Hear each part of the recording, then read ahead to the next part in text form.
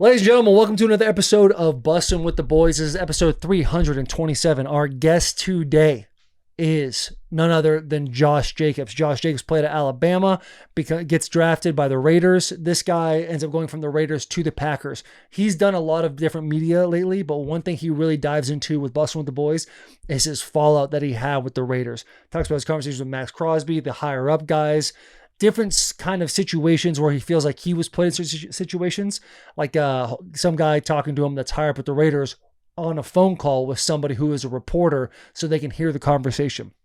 Very fun, exciting. Dude, you learn so much about this guy and what he had to go through, the trials and tribulations in order to be successful where he's at is truly, almost could call it a miracle. Now, before we start this episode, we have a whole intro. We have interns on the bus, but we also need you to subscribe to this podcast. It doesn't hurt you at all. It helps us a lot. And if you see this, you like this, please comment as well. It does a lot for our channels. Big hugs, tiny kisses. I love you so much. Let's get to the show.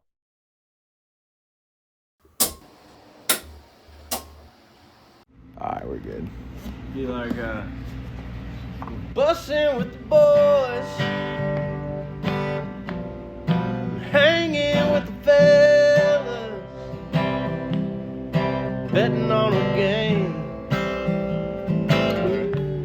No woman's gonna tell us what to do, and I've been over here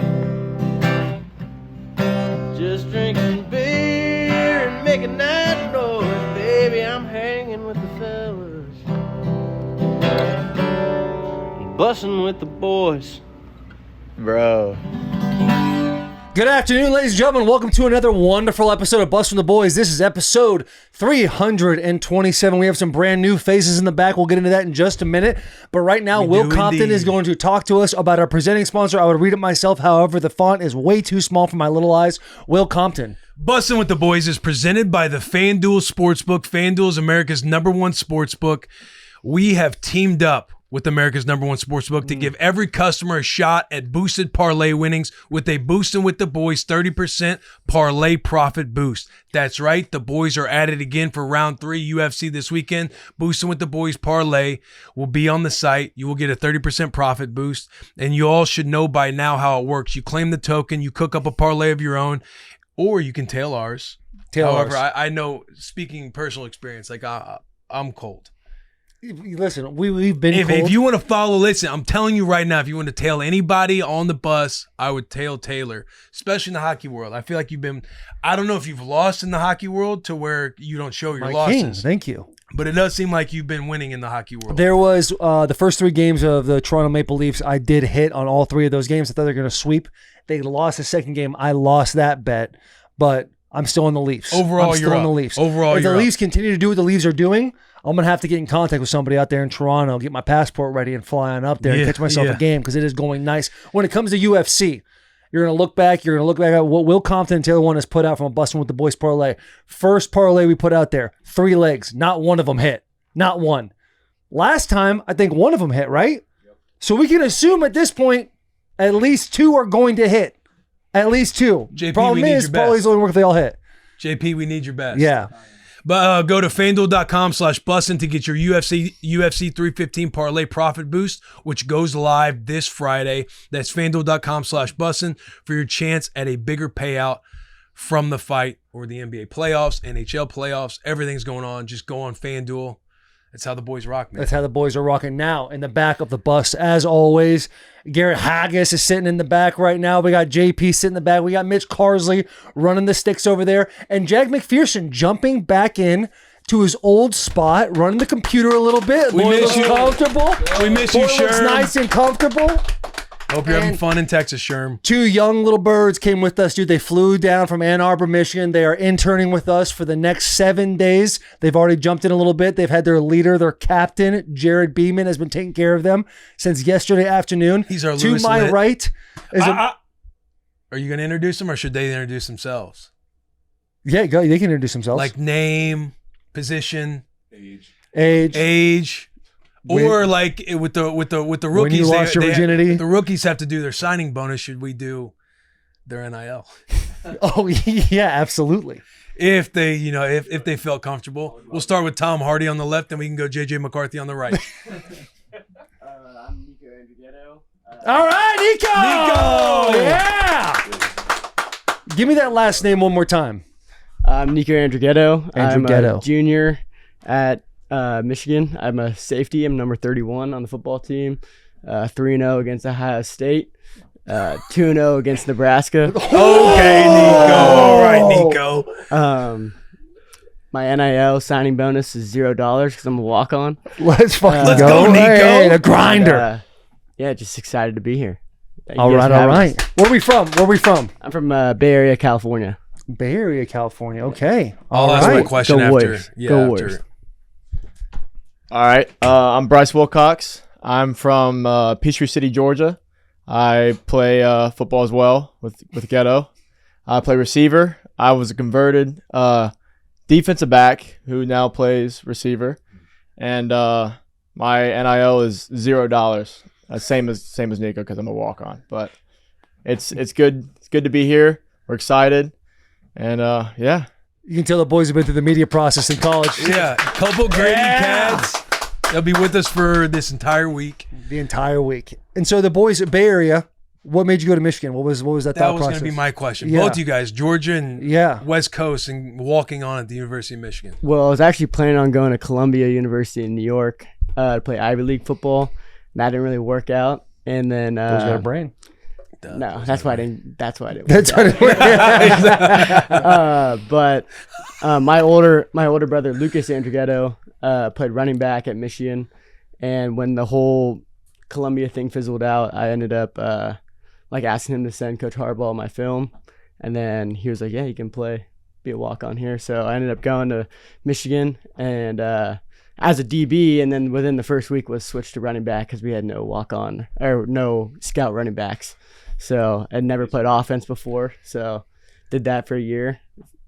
Did not work out very well. They switched me back to DB, and then been there for since my sophomore year with Coach Klink. Yeah, Let's go, dog. Outstanding. Brycey, why'd you do it? All right. So growing up, I watched Michigan because one of my best friends, his dad's side of the family was all Michigan fans, and his mom's side of the family was all Ohio State fans. So we'd always watch divided. Iron Bowl, things like that, at home, and went over there to his house. And I mean, when 20, 30 people come to this game just to go watch this at this kid's house. So going over there, I was like, holy crap, they don't play around up north about football. So I'm like, all right. So that's when I first kind of looked into Michigan. And then I was originally committed to Navy my whole senior year. Went and visited, and it's not for everybody. It's tough. It's tough. So I had a buddy go there the year before, and he was telling me, like, you don't want to do this. Everything's military. There's no football. Everything is military. This kid was like 240, and see him 6 months later, he weighed 195. He's a defensive end. And I'm like, what are they doing to you? He's like, we get up 5 a.m., run, just march around campus. And I was like, all right, I got to figure something else out. So I hit a couple camps after my senior year and got lucky, and they reached out, and yeah, that's how I ended up there. Let's fucking love it. go, Let's dude. go, Let's fellas. go. Good for the boys, man. Stoked. Obviously, shout out Chris Bryant. He's the one that facilitated this whole thing. Reached out to me just before we went to Michigan for the spring tour. Said I got 2 young, hungry dogs that want to come and do an internship with you guys. And we have putzed around with the idea of doing an internship. Yeah, we've messed with it, and Yeah. people. There's been a lot of people to reach out. We've just never kind of dipped our toe in it. But knowing that this was like a week long, they approach us face to face, resume in hand. Resume in hand. We were literally in the middle of the gym. We were working we out. were about to either work out or we just got done. No. We were about to. I don't think we would have been able to talk, have that True. kind of conversation. True. Yeah. So we about to get a workout. You guys hand us a manila folder with everything in there. How long did you guys work on that? So actually, since Bryce Underwood committed to Michigan, I kind of found a tie between Barstool and Michigan. And since then, I've been emailing you guys and Barstool asking to do an internship over and over again. I think I sent around 60 emails in total. And Persistent. then once I found out you guys were doing the spring college tour and you guys were coming to Michigan, I was like, I got to talk to somebody. And then I remembered that you were Chris Bryant's OV host. And so I asked him to call you and ask you about it. And then from there on, it was kind of just like, let's go. But we worked on our doc for about 4 weeks before we got to you guys, and then got lucky with some extra card stock laying around and printed it out and had it made all nice for you guys, and then it was good. Let's fucking go, man. Did you read it? Yeah. We took a good hard look at that, didn't we? We did background checks on them and everything. Yeah. Called a couple people.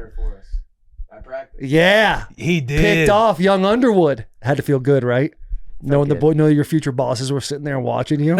Just being like, I almost took it to the house too. Took a thud from Bryce though. He did kind of smack you. What am I supposed to do? We're wearing shorts. I'm just saying, man. I'm just saying. Things happen. We actually told our other walk-on safety, Max Reyes, before practice. I was like, I gotta get picked today in front of these boys. Let's fucking go. And it worked out well. Promises made, promises delivered. Well, we're stoked to have you guys, man. It's gonna be awesome. Yeah, it's gonna help us too, because again, Taylor was saying it, but we've always thought about it. We've just never executed on doing it.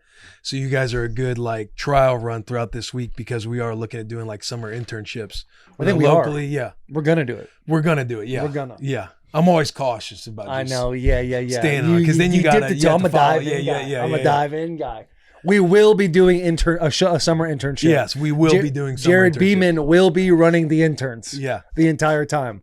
We wanted Jarod to do a complete presentation in front of all of us today for you guys, but he snuck in Sunday and gave you guys a little presentation. he still did a presentation, but he got around it a little bit by meeting up with them yesterday, bringing them to the bus and talking with them about everything. Seems like Jarod had a tough weekend too. Mitch Carsley had himself a little party at the house, and he stiffed you. Yeah, it was Friday. It was my girlfriend's birthday this week, so we were having a little birthday party for her Saturday at my house, and told all the boys. I know G and JP were out of town.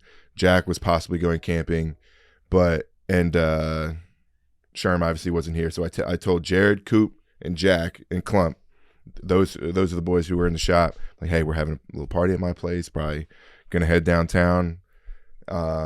And they're like, oh, yeah. Was going downtown always in the plans? For that day, yes. It was Brooke's decision. Interesting. It was her day. But the decision happened on the day, or that was kind of the invite? Hey, we're going to start at the house. We're all going to go downtown. We're going to start at the house, and we're going to go from there with 80% certainty that we're going to head downtown. It was Brooke's day. We're letting her choose whatever she wanted to do. Told all the fellas. Jared's like, oh, I am in. Jarod knows Brooke personally. And they lived in the same apartment building and all of this. Jared's like, oh, I'm in. My girl just moved into town. Mackenzie wants to meet everybody. This will be perfect. So I'm like, all right. I texted Jarod Saturday, hey, what time you guys rolling through? He texted me back immediately. We're doing some errands. They're taking longer than expected. Coop texted me saying he wasn't going to come. Jack texted me saying he wasn't going to be able to make it. Clump called me. He's like, yo, I feel so bad. I'm not going to be able to come. And Jarod, he's going to be the one to come through. He got too wine drunk or something Friday night. On Friday when we were in the shop, he was even talking about coming. Yeah. And I'm like, because we were talking about Gooner, and he's like, I'll be coming from Mitch's, so I might be a little sauced up. But he was committed to going. Yeah. As late as Friday. And then what the crazy part is, he's like, we're setting up stuff around the house, but if you guys want to come over after being downtown, you're more than welcome. I'm like, Jarod, what are we doing? And what are we doing? So, yeah, none of the boys didn't end up showing up. Seems like a tough weekend for Jarod. I wish it ended there, and I hate to do this to Jarod with him not being on the bus. Mitch, what time was the party? 12. I get a text from Jarod, maybe around 1 or 2. He out there? Yeah, Jarod just walked up and he's standing there listening. Jarod, I'm sorry. Come on in, Jarod. Come sit down. It's honesty hour. I get a text from Jarod that afternoon. He says, hey, are you even sitting around? Y'all want to come over and watch the Kentucky Derby? In the middle of the afternoon? Yeah. Not good. And hearing about how this is all going down with Mitch, I'm thinking back to my text. I'm like, no way. No way Jarod would do this. But he did. But he did. I invited everybody over. Post game. You invited everybody. Post game. You're going to Broadway. There's no post game. There's You death invited after. everybody over when Mitch had already invited everybody over for his girlfriend's birthday party that you said yes to going to. Yeah, I know. But instead you didn't go. I fucked up. because you drank a full bottle of wine on Friday, stayed up a little late, slept until Thank you. slept in until noon on Saturday, and then had the audacity to then invite everybody that was already invited to Mitch's party to your house to watch the Kentucky Derby. Try to undermine the party. He tried to Here- make his own party. It's not justified. What I would say is, yeah, I fucked up. I slept in Saturday. I wanted to get my chores done earlier. Chores come first. Mitch had the pregame. I texted him, or I guess he texted me first. So I wasn't gonna be able to make it. Then they were already out earlier than I thought. So then when I realized they were out, that's pretty early for going out. No, If you're day drinking. well, I didn't. If you're day I drinking, guess it you're in wasn't the middle clear. of it. Guess it wasn't That's the clear. middle of the day. So once I heard they were out, I was like, I'm definitely not hitting Broadway. But post game could be my house. No one had brought up a post game. Not a bad spin zone on this. Pre-game, going out, post game, my place. I rest my case. No one had nothing to say when I said that. I do apologize. I fucked up. Yeah. I mean, I don't understand. Yeah, you could have just I been said like, I was hey, I'm gonna not go. going to be able to make it. I did. But then I thought it was a nice little, it wasn't like a pity thing. It was just like, oh yeah, and I kind of want to watch the Derby later. Y'all want to come? I spent the whole day doing the yard. Love to have the boys over. We'll make it right. I did have some people over, and then we had a fun little Derby party. Man. So Jarod had a party. There was a post game. That is Just wild. imagine, bro. Taylon's birthday. You invite me. I'm committed to going. I sleep in, and I'm like, hey, I'm not gonna make it. And then in the middle of it, I'm inviting everybody at your party over to my house. To If watch I the didn't Kentucky give Derby. Mitch the text, that and would then have been tell you that, oh absurd. yeah, I ended up having a party that day. Yeah, we'd have a sit down conversation. Yeah. Did you leave Will hanging too? Oh yeah, he He did. I wasn't gonna bring that up. yeah he But wanted. he did forewarn that he'd be a little sauced up. Coop also bailed. So once both of them bailed, it was Yeah. kind of like there's nothing you can really say. I was gonna goon. People were over. I couldn't. People were over because you invited them over. Yes, exactly. So you had plans with Will. I texted him, I said, decided there's a- to make he had plans with a plans bunch with- of people to come over. I said there's a and come single- over, and then you're like, oh, I'm no longer going to goon. No, I'm not putting. You did nothing while doing everything this I weekend. take all the fault. I missed my prior plans because I got a little sauced on Friday. So then I was trying to make it up. I was like, because like there's like Mackenzie's like, well, I thought we were Make gonna, it up to who? myself. Like I just lost a Saturday. Because it ain't making it up to lost Mitch. a Saturday. No, The but it was people like, you were- like I already fucked up. Like I didn't have do what I want today. I was like just doing shit in the yard. I mean, it was fun, but it wasn't day drinking. So I was like, got a night drink now. Invited some people over. Went to a Thai place, got some good food, some good drinks. They came back over. It was a fun Saturday for me sleeping in and missing the party I wanted to go to. We're glad you had fun. Man, Mitch, we're sorry, brother. Hey, I We're sorry apologize. that happened. Yeah, we're I sorry, apologize. I'm in the wrong. I apologize.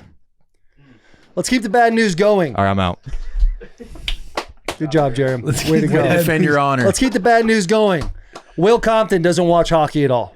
Doesn't dive into it. The Four Nations tournament, he starts to like kind of dabble. Hey, this is kind of interesting. It is kind of cool. I'm trying to tell Will because my brother, he played junior hockey. Like he was all about it. Played the ice. Actually played with Austin Matthews back in the day. And then all of a sudden, the St. Louis Blues are in a game 7 It was against the Winnipeg. game 6 when it started. When I started to, Oh, when he started to dip the toe. because the Blues were down. They were Yeah. down in the series. I was like, man, it'd be cool if they could like win the first round because I knew that they went on like a record streak to get into the playoffs. Yeah.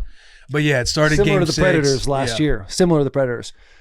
St. Louis is down, or St. Louis is up 2-1, game 7. 3-1. 3-1. bro. End up coming back and scoring with what, less than 3 seconds left Yeah. to go into overtime. Yeah, there was like less than 2 seconds when they hit that ricochet shot.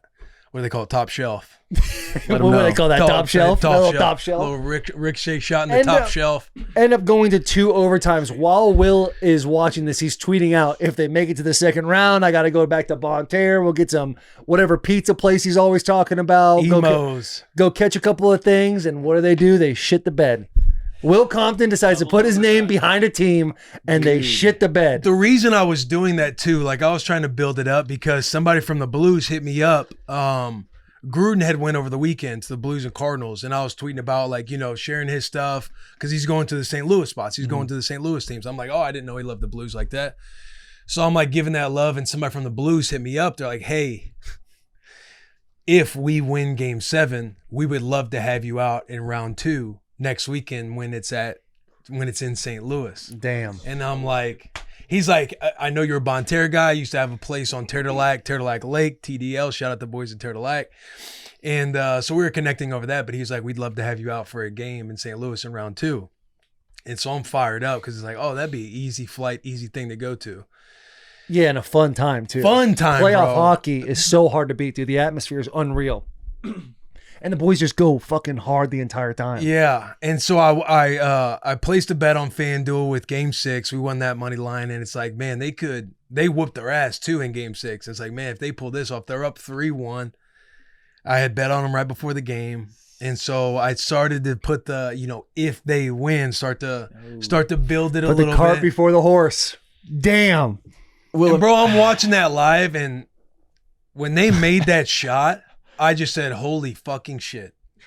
Yeah, when they go to overtime, you gotta think it's over, right? Yeah. And then the longest overtime, nobody's like scoring. They're getting shots on goal and everything else. I'm like, look at these guys. I'm like, bro, teams that have to go that take care of business in their series and they're resting until the second round. The teams that are going like having a war all the way through Game 7 and going into OT, I'm like, these boys have to be exhausted out there. It's crazy how many games a year they play, and they go sit like a 7 series at the start of the playoffs. It should be like best of 3, best of 5, best of 7. But they just fucking rip, man. They rip around all day, every day. And it's like they're always having a couple beers after the game, doing whatever. Yeah. Like hockey is such like a traditional, like a lot of booze bags in that league. A lot of booze bags. But they just go so fucking hard, 45 seconds in their shift. Yeah. Playoff hockey is awesome. Do you regret the tweet? No. Come on now. Because I've told you, You gotta bro. wait a I couple was months. even You gotta explaining wait a it in the couple tweet too. months. I like, Imagine if somebody texts you during a Nebraska game, and they in Nebraska, Michigan, y'all are up by 2, and before Michigan gets the ball, somebody texts you, man, if Nebraska wins, we should blank. How would you feel if you got that text? I would just say hold it off. That sounds like a fun idea. Like just hold that thought. I'm not thinking. It wouldn't bother you. Yeah, because I remember in the fall, I don't believe in jinx. I would tweet. Clearly. That's not true. Because in the fall, I tweeted something. You did an eye smoke thing, didn't he? During the fall? It was at the Oregon. The Oregon game. But then That's right, the storm That's chaser. why he doesn't believe I it. just did the eyes. I just did the eyes. Exactly, but you were aware enough to I just do did the eyes. Like, hey, there might be a storm situation happening in Oregon. Exactly. And I won't lie. I sent that tweet and I was like, oh shit. Right, because they I had the start to ball. march down the field Yes. and then JP makes a comment. I'm just immediately like in defense mode. Like I put the eyes, like I thought about it before I even hit tweet. You're in the same boat as you are right now. I did the if factor. I did the if not factor. a Right? thing. But you You're believe right. in the jinx. I believe in jinx, but I'm prefacing it by saying if they pull it off. I'm not saying they're gonna pull it off. I don't Look, know, man. I'm I think ice you need to- cold all of 2025. You need to reevaluate 2025 has going been a into tough. It's been a football tough year season. of betting for the boys. Been a tough year. I feel like everything Been a I've couple done weeks, Jack. to take down the Chiefs in the Super Bowl, I'm now paying for it post Super Bowl in everything that we've done. March You Madness, gave everything for in it. everything, yeah, everything. yeah. What did it cost? What are we out here chasing? Is the question. It might What are we be- chasing? It might be. I think it turns around come football season. I think it turns around May 16th, Long 17th when summer. Jack and I are back in Vegas. Yeah, but you've been hitting though. I'm talking about my own personal journey. Like I do feel like but I'm ice cold. I've been I do hitting feel it. like I I'm a haven't. jinx. Like when I'm like fully in tune to the games because I was traveling a lot this week, I would just place a bet, but I wouldn't tweet, and then I would lose that bet, and it just happened to work out that way. We'll see what happens in this next series with Toronto because I am kind of fired up for Toronto. They're one of the original 6 hockey teams in the NHL. Them and 5. I'm not even gonna say the 5 others, but anyway, The one series. it's Toronto, Boston, I think Detroit, Montreal. Is the Rangers one of them? The Rangers, and then there's one more. Maybe No, Philly's not. Philly's not one of the original 6. Anyway, Maybe this a is quick boring Google for every We viewer just listening asked to a the show. question that nobody knows. Yeah, do it. Okay, yeah, I'll do it. But anyway, 1967 is the last time they won a cup. They've had the best record they've had since 1967. And the last couple of years, they've gone into the playoffs and then just fumble the bag. They have been a team that should have won in the first round. They don't win the first round. They finally get over that hump of beating Ottawa in the first round. And I just got this feeling, boys. I got this feeling that the Maple Leafs are going to take the cup this year. And I had it right before the playoffs, and I'm putting my name behind them for the rest of time. Well, for the rest of this year. Then I go back to the Preds immediately. I in think October. Will's on them too. No. I do have a second team. Okay, as long as it's not the Maple Leafs, we're good. It's the Capitals. Yeah, okay, that's The Capitals. Again, I'm a little gun shy, but I do have a little bit of equity in the Capitals. Being there in Washington, the Capitals were the first. That was the first team where I got to experience playoff hockey, and it's unmatched. Playoff hockey is unmatched because I didn't really go to Blues games growing up. I didn't really go to any. So when I was with the Redskins, like getting to go to Caps games, it is absolutely sick to be in those atmospheres. Other than Ovi, name a player. No, don't do that to him. Nicholas Backstrom? Yeah. Pretty sure he's retired. But you wanted me to name another player. That's okay. You don't need to know the whole entire team to put your name behind somebody. Is he retired? He's 37 years old. He's still playing. Atta kid, dude. Come on. Tom Wilson. Nice. So let's do this. Come on now. If the Capitals, they've been there forever too. If the Capitals in Toronto make it to the Eastern Conference Finals, we got to go to a game. We can talk about that, yeah. Yes, man, dude. This anytime I travel. Anytime I travel, this man is the hardest time. I'm down. Man. I literally said we can talk about that. Yeah, but the way you say, I know you. I've known you for 7 years now, 8 years. And there's been times where I say, let's talk about it, and we do it. And I just think to myself, I'm going to have to really press him. So I have to know if I really want to do this to get this done. That's all right. It'd be sick to go to DC for a Caps game. Or Toronto I heard Toronto just goes so hard. I heard they are all about. They're like the Dallas Cowboys of the NHL. People just. I just know we can get plugged in with the Caps. Okay, fair enough. Yeah, I don't know. I have zero plug other than FanDuel Sportsbook. That's all I got. What else we got going on, boys? We got an ad, Kentucky Derby. Let's do an ad and talk about Kentucky Derby. A comment was made too that 2-0 against Nebraska. We'll have to get into that. Oh yeah, that's true. Yeah, we do have some news. Before we do any real ads, by the way, Bert Kreischer's got some tour dates coming up. This is a real ad. July 18th, he's in Winnipeg. August 9th, he's in Halifax. If you don't know Halifax, watch the movie Goon, Halifax Highlanders. August 23rd, Spokane, Washington. August 24th, Calgary. That boy's up in the north for a little bit. And don't forget to pack your Dude Wipes. This episode is brought to you by Dude Wipes. Are you fumbling the ball when it comes to getting a confident clean back in your end zone? Make the right play, call an audible, and switch from dry toilet paper to wet extra large Dude Wipes. Why? It's simple. Wetter just cleans better. Dude Wipes are wet and extra large, so they clear, never smear your rear. So when you got to go number 2, be sure to bring the number 1 product in clean, Dude Wipes, the GOAT of cleaning your keister. Available on Amazon and at Walmart nationwide. Dude Wipes, best clean, pants down. Keep the bad news coming. Michigan, we lost our president. He dipped. He went to Florida. Something's brewing there. Wait, when did he leave? I think it was this past week, right? Yeah, yesterday. He hit the transfer portal. Decided to go to Florida.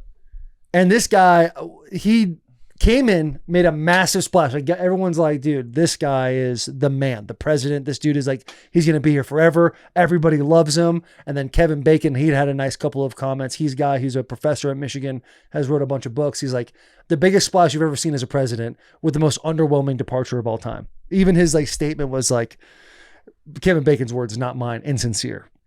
So he dips, goes to Florida. Then all of a sudden I got to wake up this morning to Garrett Hargis sending me an article saying, about Sharon Moore, your guys' coach, self-imposed 2-game suspension. And he decided to pick 2 games, and one of those games happened to be Nebraska. Bunch of ways you can look at that. Does he have to do 2 in a row, or does he feel that good about Nebraska? That's the question. Will Compton? I think he has to legally do 2 in a row. Well, they're imposing it on themselves. He didn't choose week 1 because week 2 is Oklahoma. He played at Oklahoma. He wants to coach against Oklahoma. Mm-hmm. And then it's out there that there's a potential for it being a lot more games, and this is Michigan trying to get ahead of it, so they've hand-selected these 2. How much longer are we going to do this is the question. You tell us. Yeah, you're right. Like NCAA. Let's make a decision. Let's move on. Let's move forward. All the coaches have already dipped. Sharon Moore's out there carrying the flag of Michigan. We beat Ohio State every single year. Like, let's just, what are we doing? Yeah. Like, it's over. It's move on. We won the Natty. Get over it. Yeah. You know? Yeah, I think they're trying to figure out the entire punishment for you guys. The entire punishment. We've done it. Like Harbaugh You haven't though, because they haven't missed 2 games against top 5 teams. The 2 hardest games, really the 3 hardest. Because I said Maryland was going to be difficult too. Penn State, Ohio State, Sherrone Moore had to step in as an interim head coach for those games. He had to find out while they got to Penn State. The minute they landed Penn State, they go, oh, by the way, you can't come with us anymore. So he dips. There was a team in a blender. A team with a bad culture would have folded immediately. They ended up going and winning all 3 of those games, ended up winning the national championship. Then all the coaches go and dip, get out of there. Okay, so Because they're gone. getting out of there because they know stuff's coming. Connor Stallions is in high school football now. Like, and Sherrone Moore self-imposing too. It's like, what more we got to do? What more do we need to do? They're trying to uncover all the details. You got to Nah, trust dude, the legal just- process. They're kicking a can is what they're doing, brother. They're just kicking a can. And it's all good, dude. They haven't been able to dial down exactly everything you guys did. Because when you cheat and you lie, it takes a longer time to uncover it all. So there's been like small punishments, incremental punishments, like as it's happened. I feel like you're just being nasty. No, I'm trying to give you. I'm trying to didn't- give you an unbiased opinion about it. Yeah, they could have cheated. They could have lied. But, I mean, we had Connor on here. Just because he was like super diligent about everything he did, does that mean he cheated? I mean, you have your conversations with Connor Stallions. I have my conversations with Connor Stallions. I know there's 2 different opinions in here. We won't get into it all, I'll but say this. We just keep on going. We were just going to keep on keeping on. That's what we're going to do. it does bum me out that Sherrone Moore's not going to be there for the Bussin' Bowl. I know. Because it is. Maybe you should call and ask him to pick 2 other games. Should we call Sherrone? If you want to. No, I'm not going to do it. I'll call him after. I'll call him after. Hey, if you want to. I'll call him after. We'll have a conversation Because about you know, this. like zoom out. It's if he's going to coach in the Oklahoma game, you want to get the next 2 out of the way because your most important Then ball you go is to the the Big back Ten, half yeah. of the season.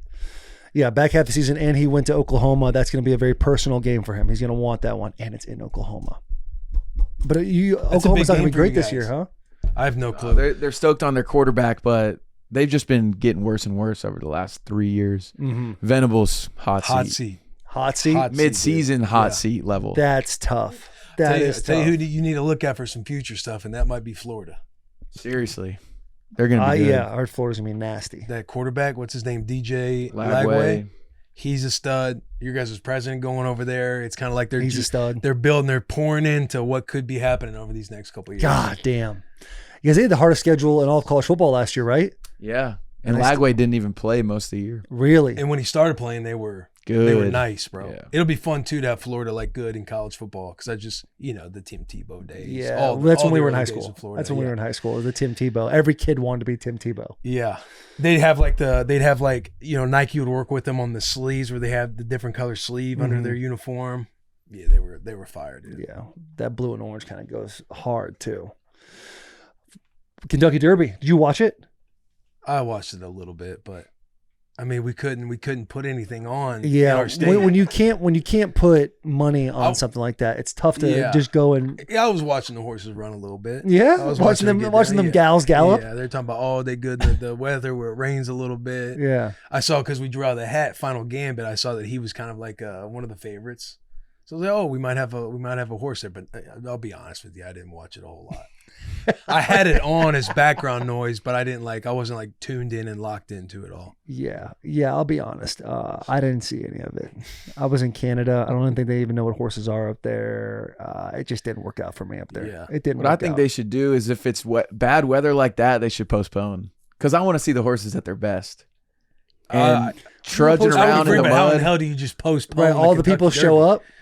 I mean, I'm just saying, if this is the big marquee event of the year, I want to see everyone at their best. Yeah, but there's something about horses running as fast as they can, slinging mud, and the jockeys that are just covered in mud when they're all finished up. One of them's crying because they won. The other ones are crying because they lost. There's something about that. I feel you, but I want to see the horses do their thing.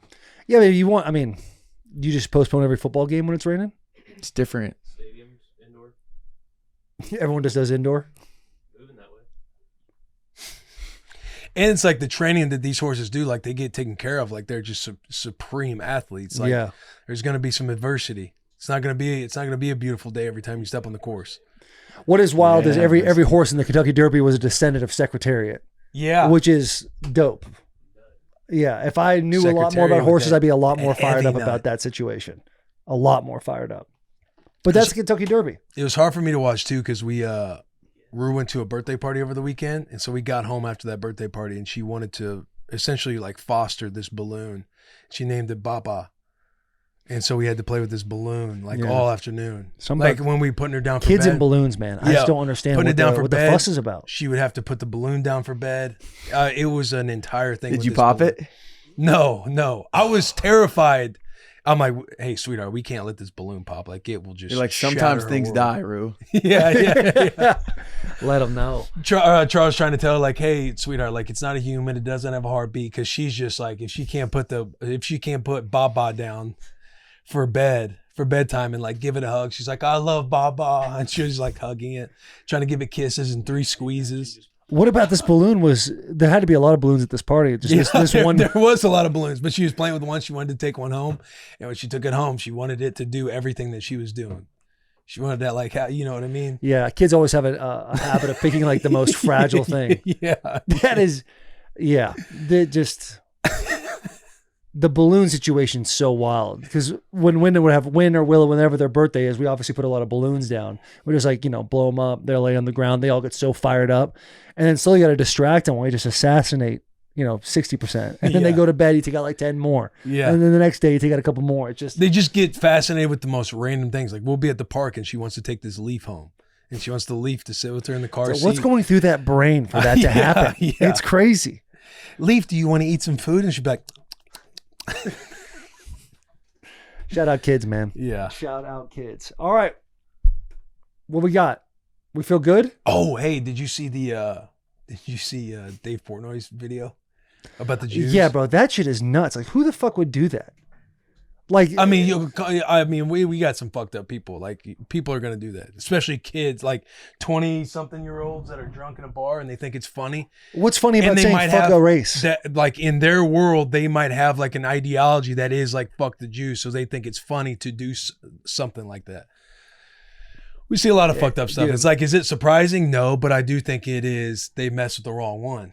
Yeah, he's sending him to Auschwitz. If there's any logic at all, sending him to Auschwitz. Yeah, let's just say in a world where it's okay, like that joke is funny in whatever world. Why go to the Barstool bar and do that? Why, like, where Dave Portnoy, who is Jewish, proud of being Jewish, was at the UFC in Miami, calling what's his name, Bryce Mitchell, Bryce Mitchell, a Nazi, and waving a Jewish flag. You're gonna go into that guy's bar.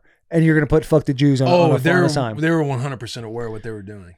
Oh, you think so? Yeah, for sure. I mean, the fact that you see the photos of these dudes? No, I haven't seen the photos, but I saw Dave's 3.5-minute rant about how you got one girl on the phone talking about how dumb she is. She's like, "Can I call you back?" He's like, "No." Yeah. Like, these people getting fired. Guys are on the phone with him crying. Like, please, those are the guys who are doing it. He's like, "You have 1 hour to." Me feeling like you're trying to make this right. But how do you what do they do? Nothing. Like, what can you do? You're cooked.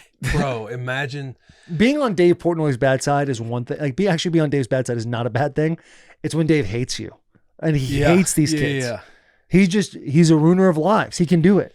Dude, but imagine being the manager or the bottle girl, whoever it was that was placing it on the side. Oh, yes, that's like, all right, crazy. Hey, this one's ready to go. It's like, and no one sat there in the back room and go, "Are we sure about this, guys?" Exactly. I think he was saying that one of the girls was like, one of the waitresses was trying to push back a little bit, but ultimately it still went through. Because you're right. It's like when you're piecing that together, it's like, hey, guys, we're not doing this. And in the culture of you guys need to get out of here right now anyway. Yeah. And the culture of like clubs and the sparklers going off. Everyone's just so fucking fired up.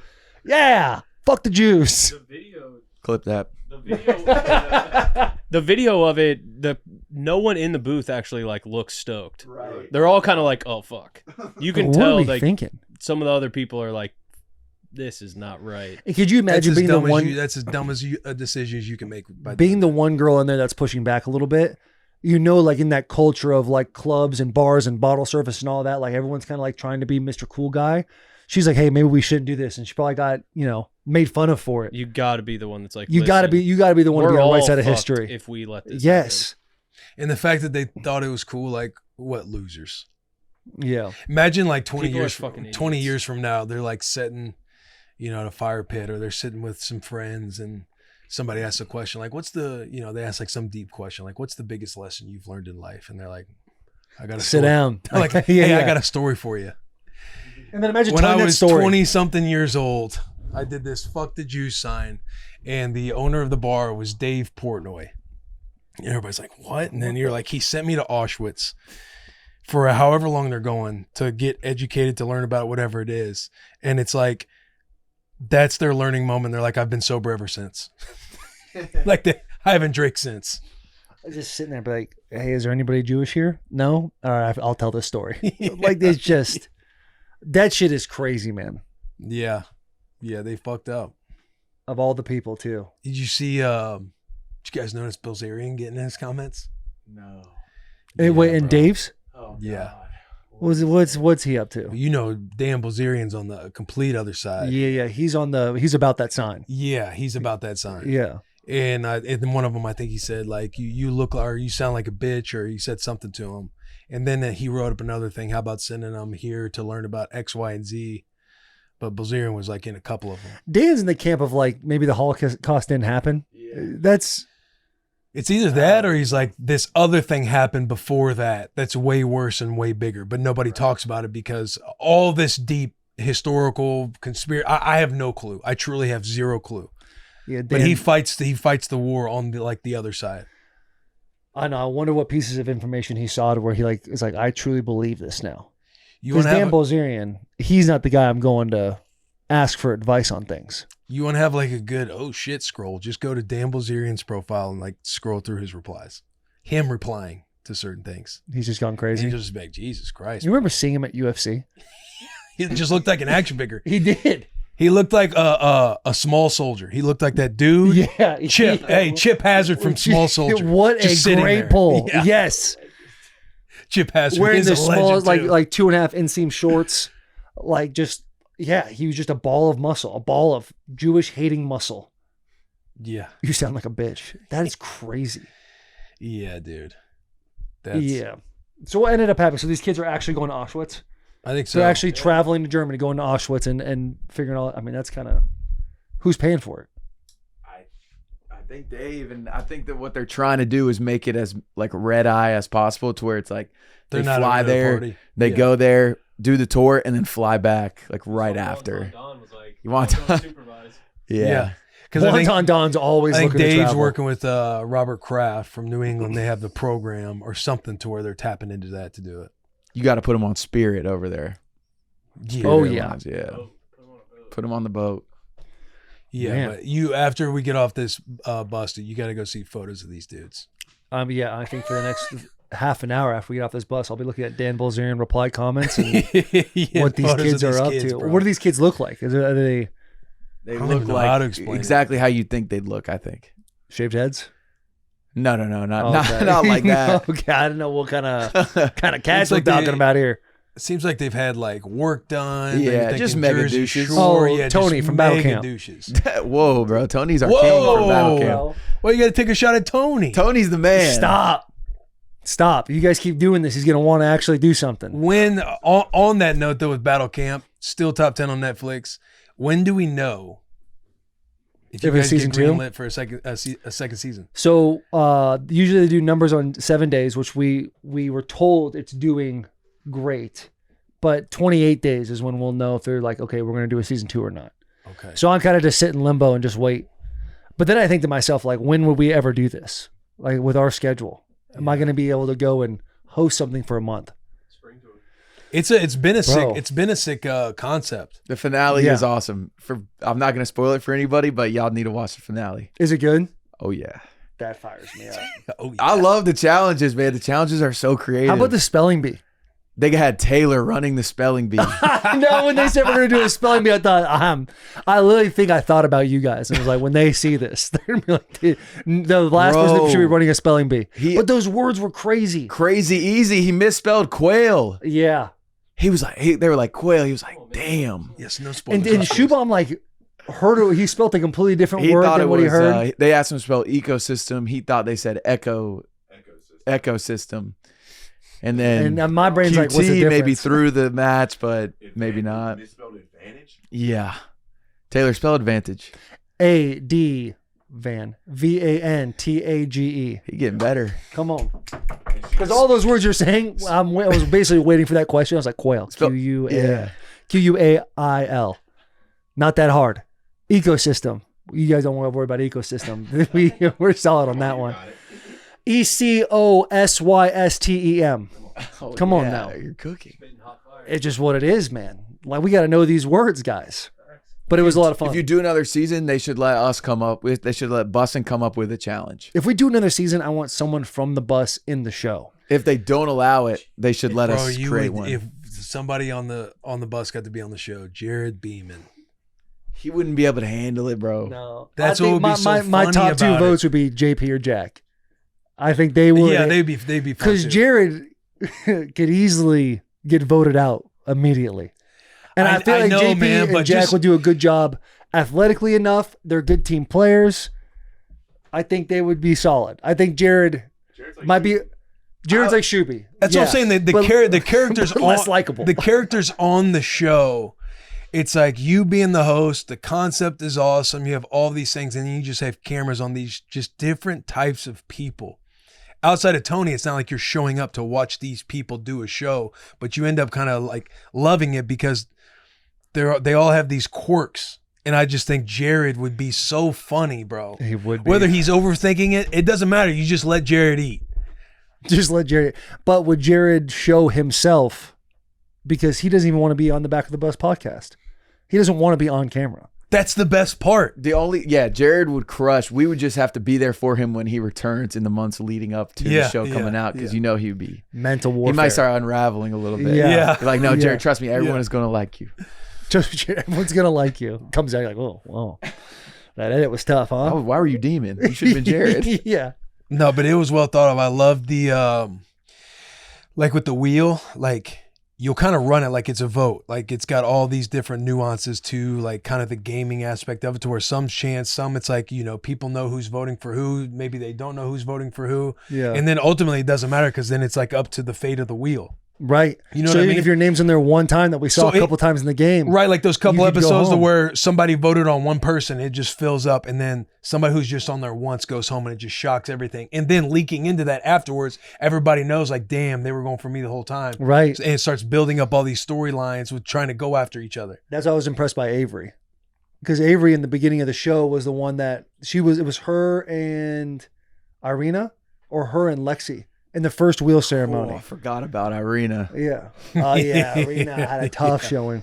But Avery was like voted for a bunch. And then all of a sudden she just like did a great job of like going under the radar. Cause I didn't know, I still haven't like watched the show. The only part of the show I've watched was with you guys.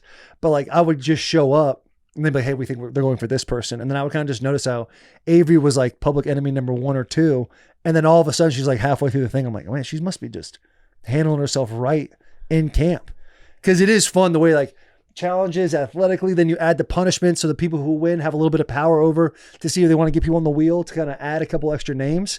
And then it's a vote, so it's popularity, and then it all comes down to chance at the end. Yeah. Right. Like if you're on there We one time, won't you can spoil, go. but that one contestant where their name was only on there one time. They were also in the challenge, or what was it called? The punishment challenge. Yeah. They win the punishment challenge. That was the ice cold. That was the cold tub one where you got to hold your breath. Yeah. That person wins all this stuff and does all things right, and they're very loved and favored in the game. And then their name's on there one time, and it gets hit, and then they go home. It's crazy. Hey, at the end, you want your name on the wheel for the finale. Yeah. Oh, which is really? a nice twist. Yeah. That dude, I wish we could. I mean, the ending with the planks. We were trying to be deceptive. That's my favorite one, yeah, bro. yeah. It's just a challenge. It's not even a spoil. Yeah. I was going to tell something about somebody that was in it. Yeah. That was kind of scary that happened during production. Because I was mad about one thing that happened on there. I felt like there should have been more force. I'm with you on that. Yeah. The thing that I'm with you on that, but also if you were me in that position, like being a part of it, I'm thinking to myself, there's no way I'm going to press this, but you have to go up here. Right. It was like a little kid that won't go off the diving board. Yeah, yeah. Like, but it was like, obviously you're up there. Bro, 3, 2, 1, that tower is high. Yeah. I mean, when we're up there shooting that portion, I'm thinking, yeah, that's scary to stand up there. But there was one individual who was not afraid of dropping because they've done the drop before. And they knew that the plank they were going on was going to be a drop plank. And they have their harness on, but they're not clipped in. And they just go, okay, I guess I'll just go. And they walk out on the plank with nothing on. Oh. And they have like one step on. And like me, the camera people, the production people screaming in my ear, like grab, like, and I'm like, hey, whoa. We had to like get them back. And they had to clip them up. and then go out. But this dude, I've given away a little bit, but this dude was like so laissez-faire about it. Ends up dropping. But he could have like legit just died. Jesus Christ. Would have ruined the whole show. Would have ruined everything. Go check it out. Battle Camp Yeah. on Netflix. Yeah. Also The Grudge by Stevie. Also, The Grudge by Steve. Just Which, hey, just a little something slight voiceover. have you heard anything about The Grudge? No. We're going to have this episode to bring you Row. Row Sparks are a 2-in-1 prescription treatment for guys who need a secret weapon against softness. Row Sparks gives guys bigger, thicker, longer erections because they get fuller. After Row Sparks dissolve, they work in 15 minutes on average. If prescribed, new sexual patients get their $15 off their first order on Sparks on reoccurring plan. Connect with the provider at row.co/bussin to find if your prescription Row Sparks are right for you. That's ro.co/bussin for $15 off your first order. Let's get back to this episode. Dude, George Kittle's new round of applause for George Kittle, friend of the bus. One of the boys. I know this happened last Tuesday, but we didn't get a chance to talk about a lot of things unfolded. George Kittle reached out to the boys, said, hey, got this news. Do you want to break it? We say, yes, absolutely. We want to break it. Becomes the highest paid tight end in NFL history by 0.1. He signed a $19.1 million per year contract, $40 million total and guaranteed, $35 million at signing, plus $5 million in 2027. Unreal. Awesome. We have this brainstorm. We're getting graphics ready. Coop's crushing it. There's a little think tank in the back. How do we, 6 a.m. This is going to go out. Boom, the information goes out. I'm sitting there for my little red light. I say, let's see what's going on here. Pop on the old search bar on the X. What do I see? I see Rap. I see Ian Rappaport, who's a great guy. I see NFL and Pro Football Talk. All want to talk about the news, but don't want to give credit to the people that gave the news. Yeah. So Will Compton, doing Will Compton things, decided to handle business. Yeah, we had to take a walk. Just had my morning coffee. I saw Shefty. He was giving us credit. I did Shefty's the man, bro. I did see Ian like quote tweet the Bussin' with the Boys tweet and say what deal got done, or he said something that essentially gave credit to Bussin', but then his next tweet was writing out everything contractually, and then the NFL uses that because they're paying Ian, so they're boosting him. And then the Pro Football Talk one, they weren't giving us credit. Then they went back by being like, oh, your credit's right here. So they went in and edited the article to make it seem like they had credit there for us the whole time. Try to make you look dumb. Yeah. And since it's like, I know Ian, we know Ian. I know he's with the Pat McAfee boys. So I know he's like one of the boys. So I'm thinking like, as I'm doing this walk thing, he'll understand and get the joke and everything else. He did to an extent, but he did FaceTime me. He reached out to Delaney. Hey, can I get Will's number? Delaney Walker? Yeah. That's funny. Delaney's like, oh, let me ask him. So Delaney calls me and says, oh yeah, give it to Rap. And I answered, I'm like, oh, look who it is. I got a little shit grin on my face. And he's like, interesting video you had yesterday. And I was like, yeah, I thought so too. He's like, that's an interesting perspective. And it wasn't full, He said that's it wasn't like full jokes at first. It was more of like I think he felt some type of way. 'Cause I don't want to make it seem like, oh, he's sensitive, he doesn't get it, blah, blah, blah. I think he felt like a type of way to an extent about the video. And so I was just like, oh yeah, well, what was your perspective? And he kind of gives out. He was kind of telling me why the NFL, like why it goes the way it does. He's like, nobody really gives a whole lot of credit anymore. I was trying to do my thing. He's like, look, I'm fired up that you guys got the George Kittle news, even though I felt like I was on an inside track. He's like, I see Shefty gave you guys the credit. He had to put that little thing out there. He had to put a little thing. He had to put a little thing in there. But he's like, I saw Shefty give you credit. I even quote tweeted you guys and gave you a thing. But I'm essentially, when I'm writing it out, I'm verifying. And then obviously the NFL, he's like, the NFL, I'm an employee of the NFL. So it's like NFL, ESPN, they'll promote their guys in-house who kind of report on the news. And you kind of know that the whole time. And I'm just like, I was making it seem like, you were kind of the vessel, because it's like the NFL's going. You kind of don't know who's behind those profiles of the NFL. So knowing that Ian's tight end, he's also a boy. It's like, I'm going to use him. He's going to be the vessel to try to get to the NFL. So I was just doing a fun thing, and he's like, "Look, he's like, if we have to fight, I had to scrap with that dude at the Starbucks." And then we started laughing. I was like, "Oh, tell me." All right, good. Yeah, so it was everything was good. The beef was squashed. There wasn't even beef. Because Rap's a good dude. Yeah. He was like, I thought he would for sure understand the joke. Yeah, I was like, I legitimately was just messing around. I think he did know that, but I also think at the same time he was like, he just wanted to talk about the video. Yeah, he's like, tell Taylor I said what's up. You boys keep crushing it, keep doing what you're doing. And I was like, I'm gonna put up a tweet if you don't mind and talk about your little. Hey, I heard about the scrap at Starbucks. I want no smoke. I want no problems. But yeah, everything was good. Good. What was the deal with the Starbucks? So at the draft, if you remember, there was a big storyline of two media people like getting after it at a Starbucks, and it was Ian, and I don't know who the other guy is. Do we know who the other Was guy it Jordan Schultz? is? Let's just maybe. Schultz, I have also a no friend of clue. the pod. Yeah. I have no clue, but I remember they were talking about on the McAfee show the next day. There's like a big scrap, but apparently it wasn't like it was just like a confrontation. There was some yelling and shouting, but I don't think it ever got physical. Inside scoop world, man. Inside There's only a scoop handful world. of those Jordan boys. Schultz, that's hilarious because so when it was going viral, I guess maybe between you and Ian, he followed me. I think he followed somebody else in the back, and he sent a DM like, "Hey, love the show." Yeah, he's a homie. It was just like when I was giving him the little shit grin, he was like, "Oh, interesting perspective." I'm just thinking like I'm fully joking around, You bro. know what I'm saying? Yeah, Schultz you don't want to DM'd us. actually. Oh, Schultz DM. He's like, "Love the show, love what y'all are doing." After all that beef was going. Dude, I don't know if this is true or not, but I'm pretty sure Schultz's dad or somebody like was like CEO or like one of like their family's like one of the Yeah. founders of Starbucks. Yeah. Like they're like that. Really? Yeah. Shout Because out I Schultz. remember getting I remember my agent reaching out to me and being like, "Hey, this guy Jordan Schultz, he's like starting to become like a insider guy. Do you mind going on his YouTube show?" This is like 2017 or something like that. Yeah. So, boy, another version of somebody who their parents are super successful, trying to make a lane for themselves, just like Arthur Smith. So shout out Schultz, dude. We should get Rap and Schultz in a rough and rowdy. Or just on the bus. Just get him on the bus. Yeah, we're not with Barcelona. That's fair. I don't know why. Yeah. Still fun. Still My fun. fault. Still fun times. Still fun times. No, the whole credit world is very interesting. Yeah. It seems like with everybody inside, there's very Bro. sensitive. It's like anytime those moments get to happen for us, I always see it as like such like a positive thing because you're always like the guy, like we're always positioned as the guy going against the man, and it just helps create like fun content to make off of it. But it does seem like it's a very sensitive thing inside the insider world. Yeah, and also Like who gets credit? Do you ever see the ones where it's like, say it was me and you, somebody will tweet and it'll be like per Will and also Taylor. You know what I mean? Like they're double crediting because maybe they didn't figure out who's the first one to it. So they're giving credit to both. Yeah, I've seen that. I just think about like being in that world of having to be on your phone 24/7 and getting that information, and you have to be the first guy to it. Yeah. It sounds like a horrible job. Yeah. Something that I would never want to do ever.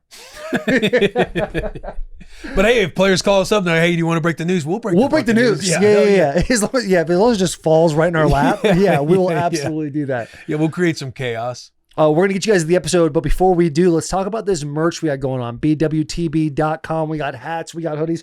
I put this little boy on because it's a little chilly out in Nashville, Tennessee today. Big fan of these sweaters.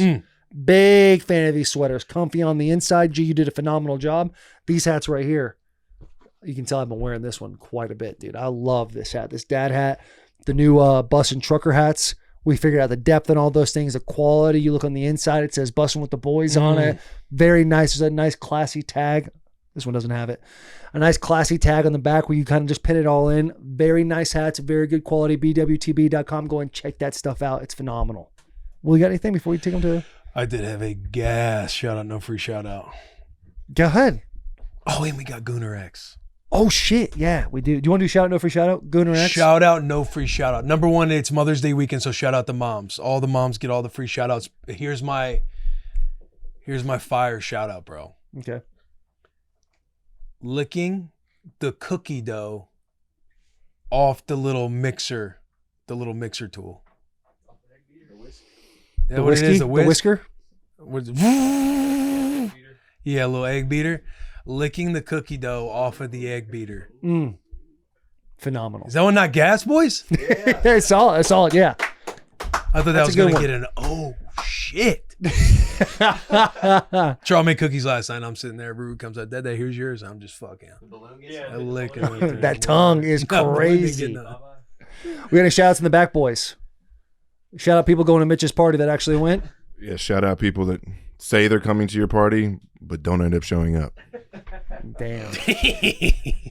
Vibes back there are tough. Jack, you got anything? Shout out to a well-constructed campfire. Yeah, because I went out for one day this weekend Gas. with some friends, and it was kind of rainy. It was rainy in Nashville, and it was rainy out in Waverly where we were, so we had a bunch of wood already set out, and obviously it gets wet. you don't know if the fire is going to roar like you want it to. And we had a really big team effort constructed, 4 or 5 people. Some people are trying to find dry wood. Some people are trying to find anything we can to start this thing. And after about 30, 45 minutes, we got this thing purring. It was one of the best fires I've ever been around. So to go from the low point of soaking wet wood to a really special fire, it takes a lot for a group to come together and make that happen. So shout out to a great campfire, and it just brings everyone together. God, you're right, dude. You're right. That was the best shout out I've ever So yeah, it was fucking gas, dude. That shit was awesome. Well constructed fires. Yeah, I got one. Let's go. All right, Bryce, stepping up to the plate. Well, I'm gonna go shout out to you guys, the boys, for letting us come on this week. So we're looking forward to it. So shout out to you guys. All right, dude. Nice. Very kind. Very kind. Good luck following that one, Ghetto. Yeah, I know. Shout out my family. They All right. they came out this past weekend for my 21st birthday, so that was good out here in Nashville. So yeah, shout out the boys. All right. All right. What was number Y'all one bar ever- on Broadway? Number one bar on Broadway you like the most? Kid Rock's not even close. Oh, okay. Yeah. Probably were. I think Mitch is losing his New Year's resolution. He might be. Hey, y'all ever need a financial advisor? Head up Lucas Andrighetto. Lucas Andrighetto. Morgan Financial Stanley. advisor. Morgan Stanley. He said Morgan Stanley. Morgan Stanley.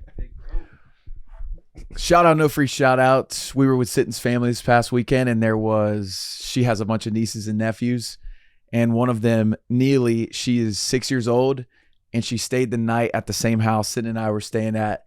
And before she went to bed, she comes up, she says, JP, I drew you this photo. And she drew a photo of me, her, and Sitton, and was like, I love Aunt Sitton and JP. And this was like a 9:30 last minute thing. And I'm just like, man, I'm not even blood related to her, and I'm feeling that love. So I can't imagine what it's like as a parent to receive it, but shout out to those drawings that those little kids make for you. They're incredible. Man. Wholesome. G baby, you got anything? Mine's pretty simple. I went to Pascagoula, Mississippi this weekend and got absolutely fried on the water. So I just want to shout out aloe vera. Nice. End of simple. sentence. Yeah, there you go. Kiss method on that one. Send it my way. Beautiful shout outs all around. My shout out, no free shout out, is going to go to the family barbecue.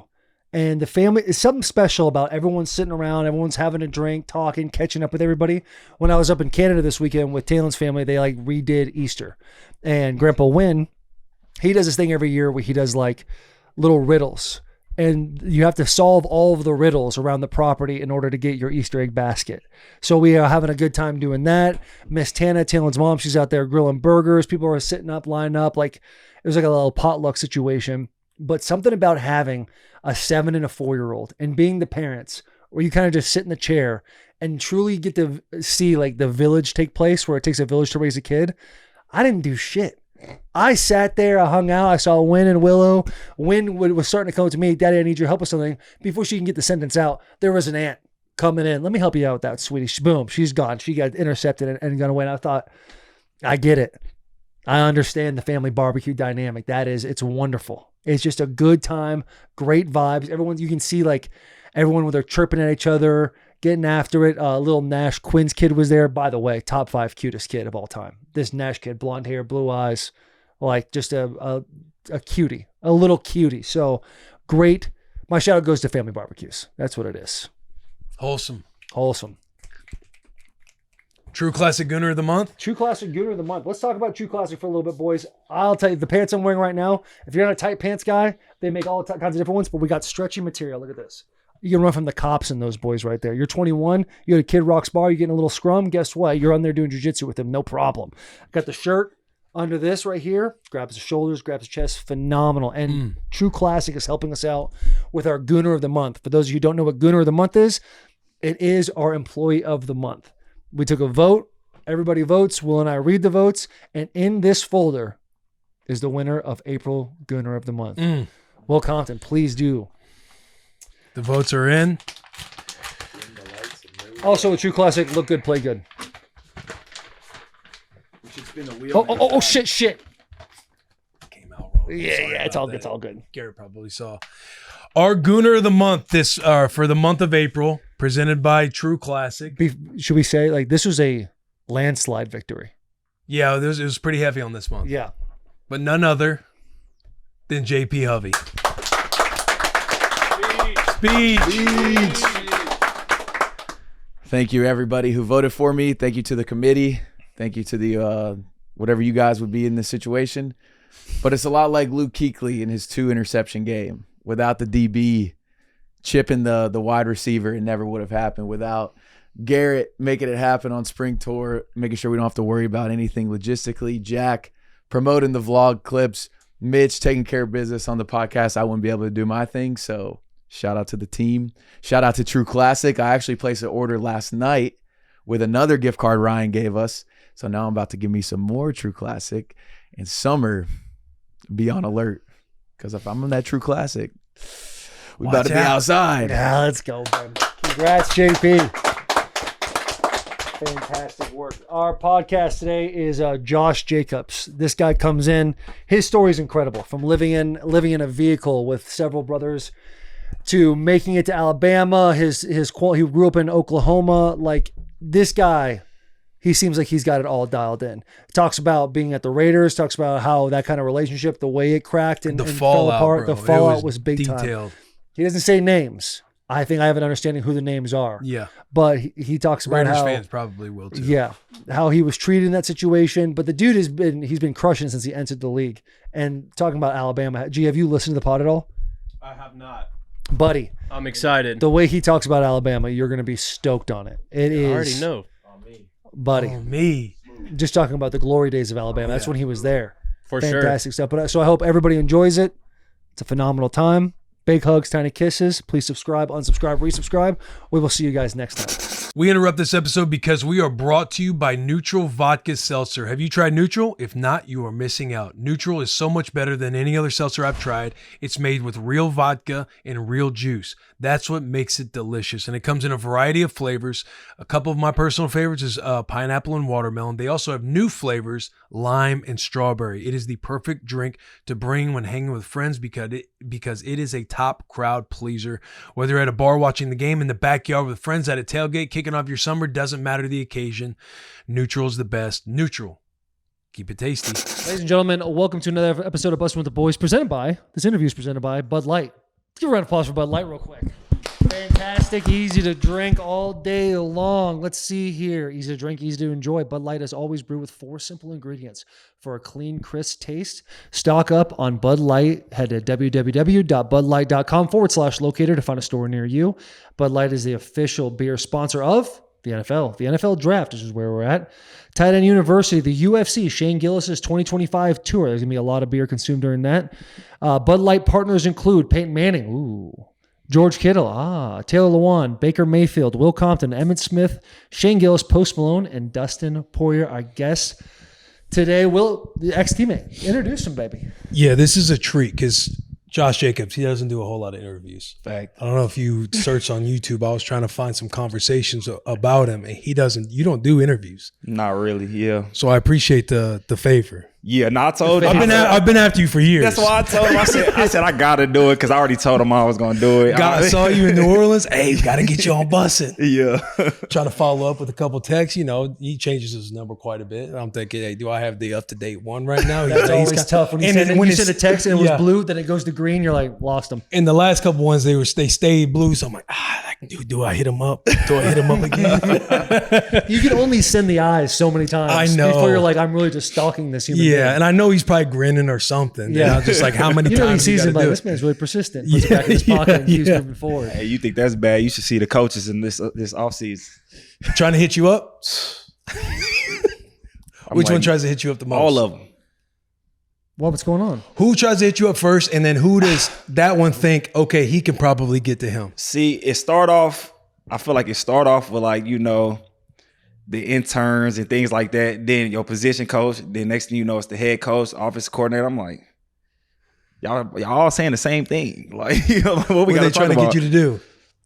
No, they're just checking in. They're like, hey man, how's off season going? Literally, like all of that. I'm like, bro, I don't even answer my phone. Like, I get off social media, everything in off season. So I'm like, y'all gonna be talking to yourself, like for real. And they have been, and they was nervous. They was like, we didn't think you was pulling up. I'm like, I'm gonna slide. If I tell you I'm gonna do it, I'm gonna do it. Where do you spend your off seasons? It depends, man. Like either I'm at home in Oklahoma, or I got a house in Florida too. So I'll be kind of back and forth. So you go back to Oklahoma a lot? Yeah, it's my family yet. Bro, your story, incredible story, is insane.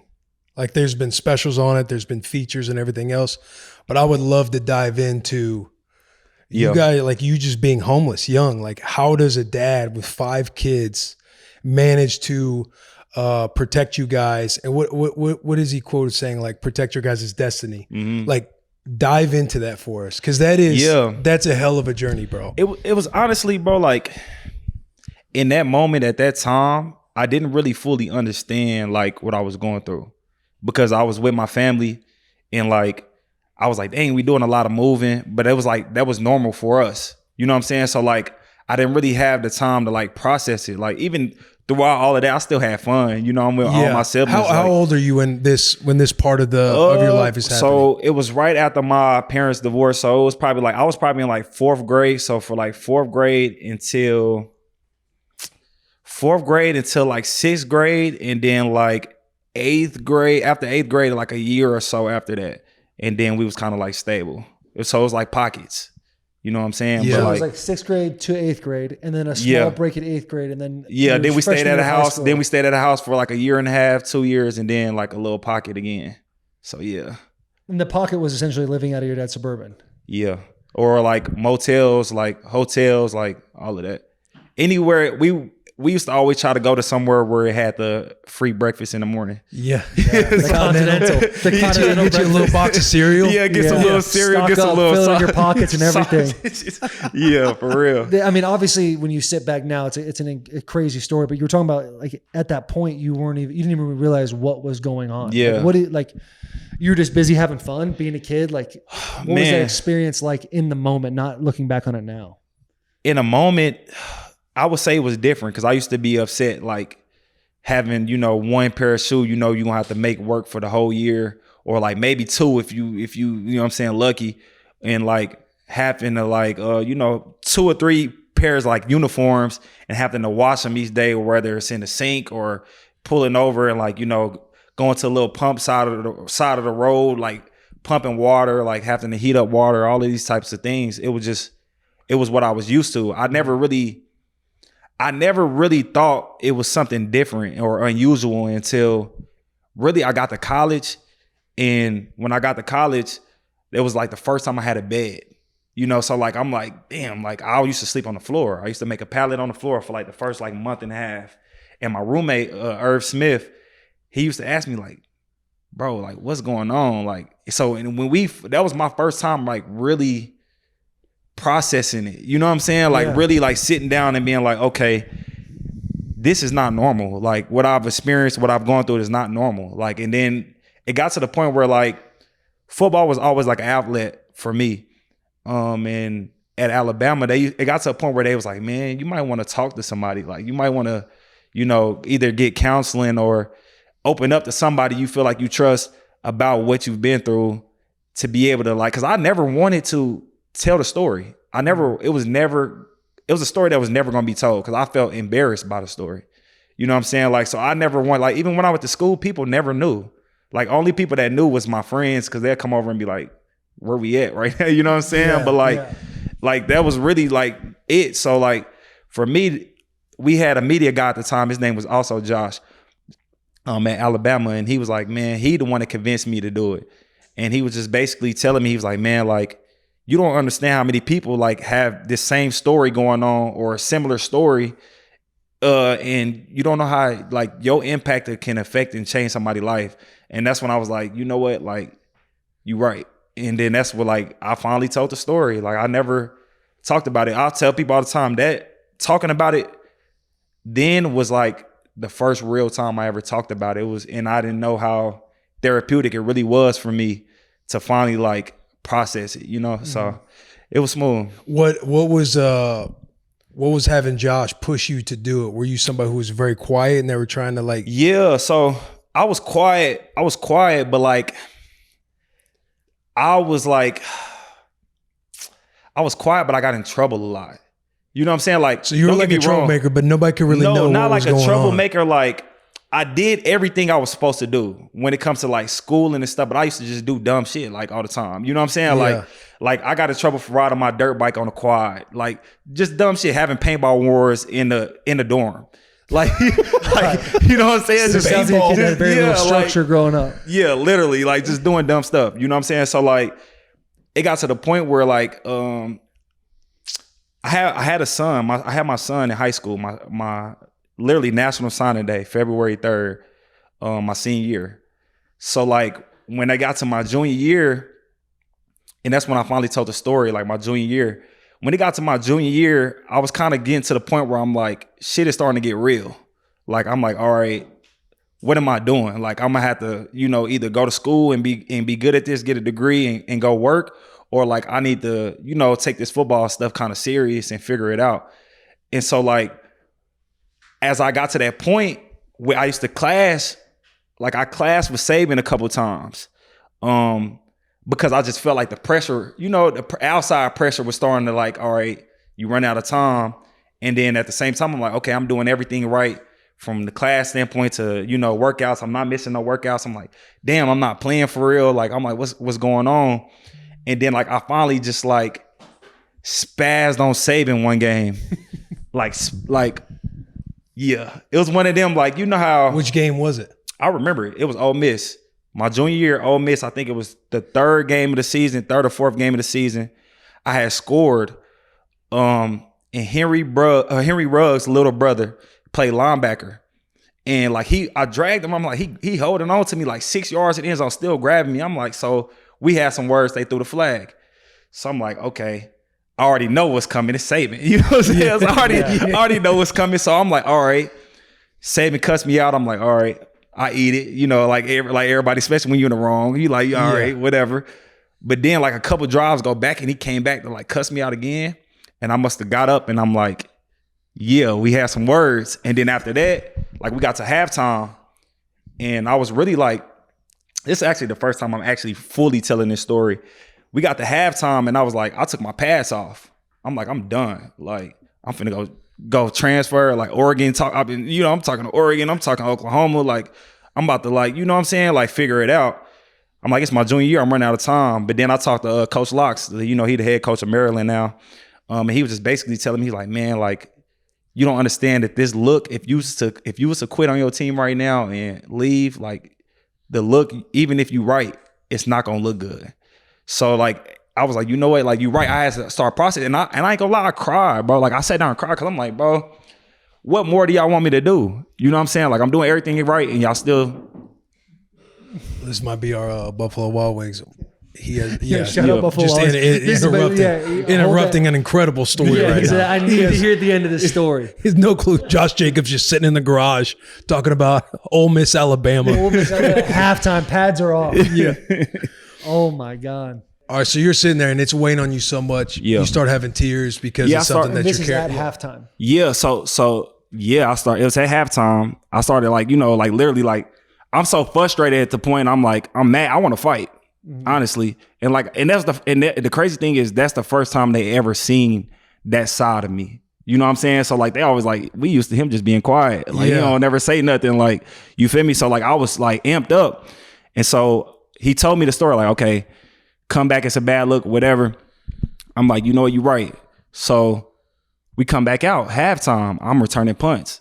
They kick the ball to me. I return it like 60, 70 yards. And I didn't even celebrate. I just stared at Saban the whole time, walking to the sideline, just stared him down the whole time. And then we had a meeting on Monday and we basically like sat down here like, man, what's going on? Like, we started talking. I'm like, man, like, you say that you know, take care of guys that you feel like work hard and don't get in trouble and do all these things. I'm like, what more do you want me to do to be able to play? I'm scoring. Like, when I touch the ball, I'm like, it ain't like I'm playing bad. You know what I'm saying? It's just like, I'm not getting too many opportunities. So I'm like, what do you want me to do? If it's not enough room for me, let me know. Let me move around. Like, you know what I'm saying? Type deal. And this was before, you know, you couldn't go play. I would have had to, you know, sit out a year and things like that.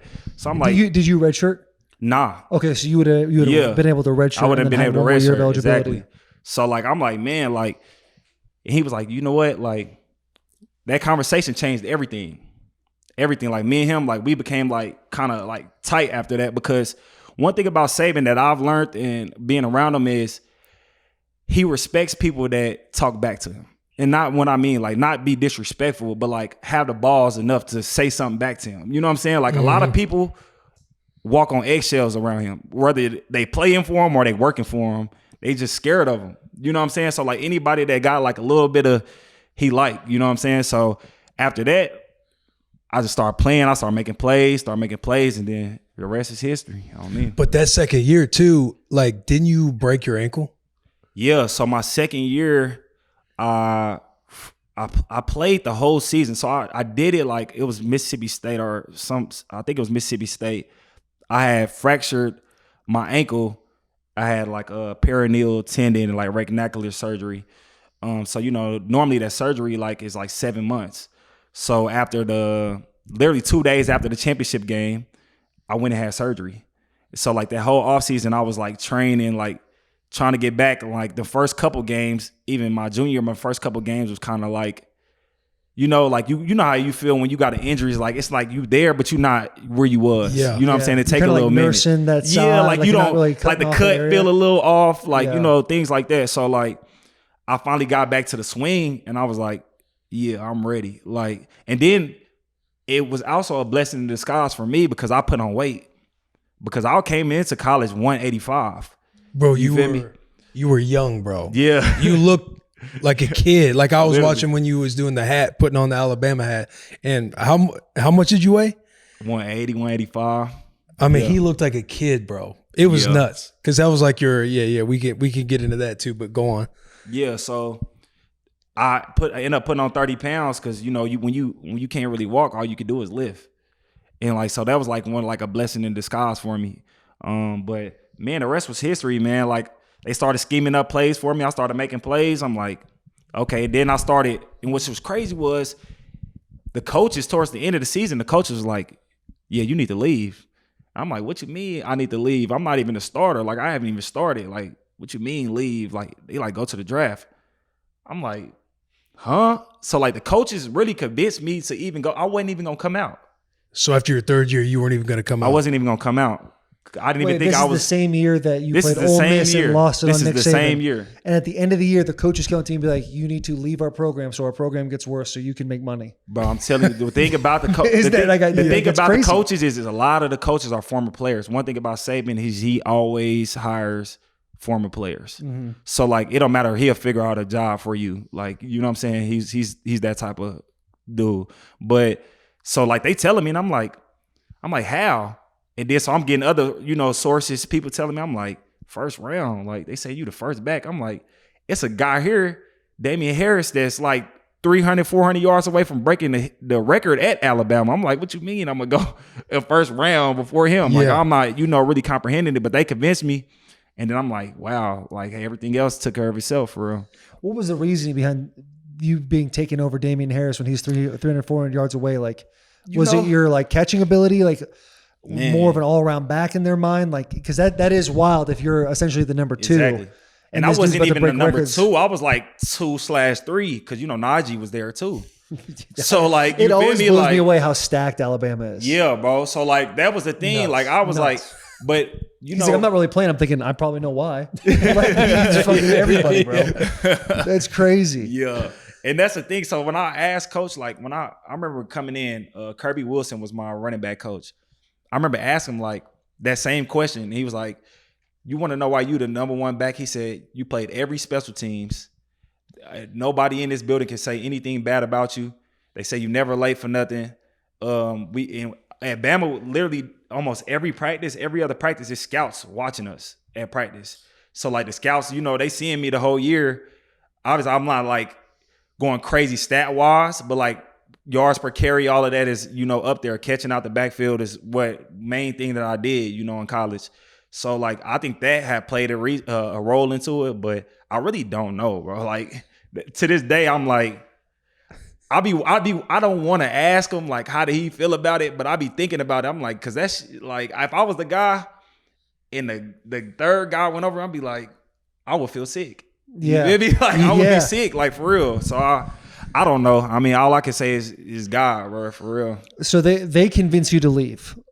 At the end of the season, what is your process? Like, how quickly are you now looking for an agent? Because if it's not on your radar at all, how quick? Like, who did you talk to about like representation? Yeah. Where do I go train? There's IMG, there's Exos, there's all these places you can go. Like, how fast did you have to make those decisions? Yeah. So it was fast. So right after, they used to have at Bama, they got I don't know, it's a certain time period where they got a day where agents can come meet you and like meet all the guys that's like draft eligible. And you sit down like with a group of guys or whatever. And you know, Saban, he's under like CAA and all them. So obviously they're in there and all them other people are in there. But I had a guy that I was close to, which was Ryan, Big Ryan. And he had Chad, my agent, sitting over there. So Chad. Yeah, brother. So the moment I met Chad, I was like, it's something about this dude. You know what I'm saying? I'm like, I don't know. And then the first time I'm actually kicked it with him, we actually went to an Orioles game in Baltimore, and we got in like a little scuffle after the game. And the way he handled the scuffle, I was like, "This is my guy." That's what I knew. I knew I was like, "This is my guy." Like, and we've been locked in ever since. For real.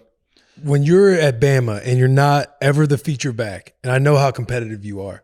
How was your mentality throughout your career at Alabama when you're not like the featured guy? Because when you think of Alabama, like you're right. When you came out, it's like, oh, who's the Josh Jacobs kid? Because you think of Trent Richardson, you got Derrick Henry. But how was that mentality like for you as a player at Alabama when I know how competitive you are? The only reason why I went to Bama because I wanted to prove to myself that I was as good as I thought I was. That was literally the only reason why I went. Bro, that is like that's an amazing answer. Yeah, like I literally felt like because all my life I've been the underdog. All my life I had 500 yards, 500 some yards in a game in high school and still didn't have no offers. Didn't you like lead the state in rushing yards? Bro, like 2 years in a row. My junior year I had 1,200 yards in 4 games. Like I'm like, bro, what are we talking about, bro? Didn't have one offer. 180 It pounds. didn't have none. Because you didn't get Bama until December? I didn't get him till basketball season. So after his December, senior your year, senior year, Alabama calls, which is crazy because Alabama, the Texas, the USC's, usually their classes are done. Oklahoma, usually their classes are done like 2 years in advance. And see, that's what's crazy. So when they came, so I started getting my first offer was like New Mexico State. Hell yeah! And I'm like, okay, Lobos. I'm like, I'm cool with that because you got to think, like for me, the NFL was never a dream for me because it was never a reality. I've never seen nobody, do it or even go far for real. So like for me, I was like, if I get to school, that's all I'm trying to do. Like I'm trying to get to school. I went to school. I majored in business management, pre-law. Like I'm gonna go get a real degree, like try to go to work. You know what I'm saying? That's what I was trying to set myself up, make some connections, go to work. And so when it became like more and more serious, I'm like, I started thinking more about that, but I didn't understand it. Like Bama ended up coming, and then Oklahoma came, and then like a lot of other schools came. I remember the weirdest school I had was like TCU. I ended up getting into it with my dad got into it with the recruiter that was recruiting us because they wanted me to play DB. I also played DB, so I played corner and safety, and like I was decent at it. I was also a lot faster than him. I was decent at it. All-State decent? I had put like this. When I was in safety, I had 4 picks in the first 4 games and never got the ball through my side again. Yeah, for real. Jacobs Island. Like I was good. These 460-pound white kids in Oklahoma must have just been dying. Nah, but that's why I told him. But that was funny because the dude wanted me to play DB, and I'm like, I do not see myself hitting these dudes on this level because I'm one of them dudes. I wasn't wrapping up anyways. I was just booming everybody any chance I could. But Alabama came during basketball season, and actually he came. Coach Burton Burns, he was just with my little brother last week. My little brother goes to UAB. But he was like, man, I'm out here for somebody else. He said, I'm not even here for you. He said, some guy down the road actually mentioned your name. And so that's the reason why I'm here. So he was like, I'm only going to stay for like 5 to 10 minutes. He watched me at basketball practice. So, when I see him come in, he got all the rings on. He come in with Alabama. I'm like, oh yeah, so I'm trying hard. I go dunk the ball. I'm looking over every time. You know what I'm saying? I'm trying now. You feel me? So then he ended up leaving, and he came back like 10 minutes later. He ended up staying for 2 hours. Me and him just sat down. We was talking for 2 hours, and he was like, "Man," he said, "I'm gonna be honest with you. Like, we're really done with our recruiting." He said, "But one guy that like we trying to recruit, we're still waiting to see if he can even make it because his grades, like academics, he was struggling to get in." So like literally like the day that I went to sign, that's when I found out that I could even go to Alabama. Cause they called me right before and was like, "Yeah, he didn't make it." What was your game plan if Alabama doesn't call? I was gonna go to Mizzou. Drew Lock showed me. And see, that's a crazy thing. Just swinging. Bama just calls on signing day. They're like, "Hey, I was going to go to Mizzou for real. There's some Mizzou fan on suicide watch in his garage right now. All the coaching staff's in the war room like, "Hey, he's going to commit. He's going to commit." Hey, what happened? No, literally. In Alabama? Yeah. Because I had a visit. Drew Lock showed me around. And I'm like, I don't know. This is different. It was, different than anything I've ever seen. I'm like, they got landscaping out here. I've never seen landscaping. Landscaping out here. This shit is crazy. Shout out Columbia, Missouri. Landscaping. I'm like, man, this is wild. Good business school. Great business school. Yeah. And then Bama was like, so I took a partial. So those were my only 2 visits was Mizzou and Bama, but I took a partial. But I went to Bama and I was like, first thing I seen was a group of girls. I was like, yeah. I was like, yeah, I think this is gonna be for me. And then Jalen Hurts was actually the one that showed me around because he was an early enrollee. So like he had showed me around, and I was like, okay, like I think this is the spot to be. Dude, what was Jalen Hurts' mentality when you were around him? Is it what you see now, or was he a little more young and immature? Bro, he's always been that way, bro. No way. When he had dreads. So when I came in, he had dreads. And he's always been like that, bro. Like he's funnier and goofier than people think. Like he don't act like in the media, like, but in that locker room, like he is, like he's a guy. You know what I'm saying? But he's always been like how he is. Just like that, constantly just putting out amazing quotes. Saban, he got them quotes from Saban. Okay. Sorry, Jalen. That sucks, dude. You just been outed. No, I mean, Saban does have crazy obviously quotes. He got some of his own things too. Right. You got to also think that his dad was a coach, so you can think he was being trained this way his whole life. But Saban, he's the first that I've ever seen like have a quote for everything in life, literally, and to have it all throughout the building. Like he got a saying for like literally everything. I'm not even playing. But Saban, he's just one of them dudes that he's so different. The way that he thinks, the way that he prepares, the way that he like goes about his business on a day-to-day basis. I've never seen somebody in my life where everything is so structured and calculated. Like if I eat at 3:00, he eating at 3:00 every day. And if he eat at 3:02, somebody getting cussed out.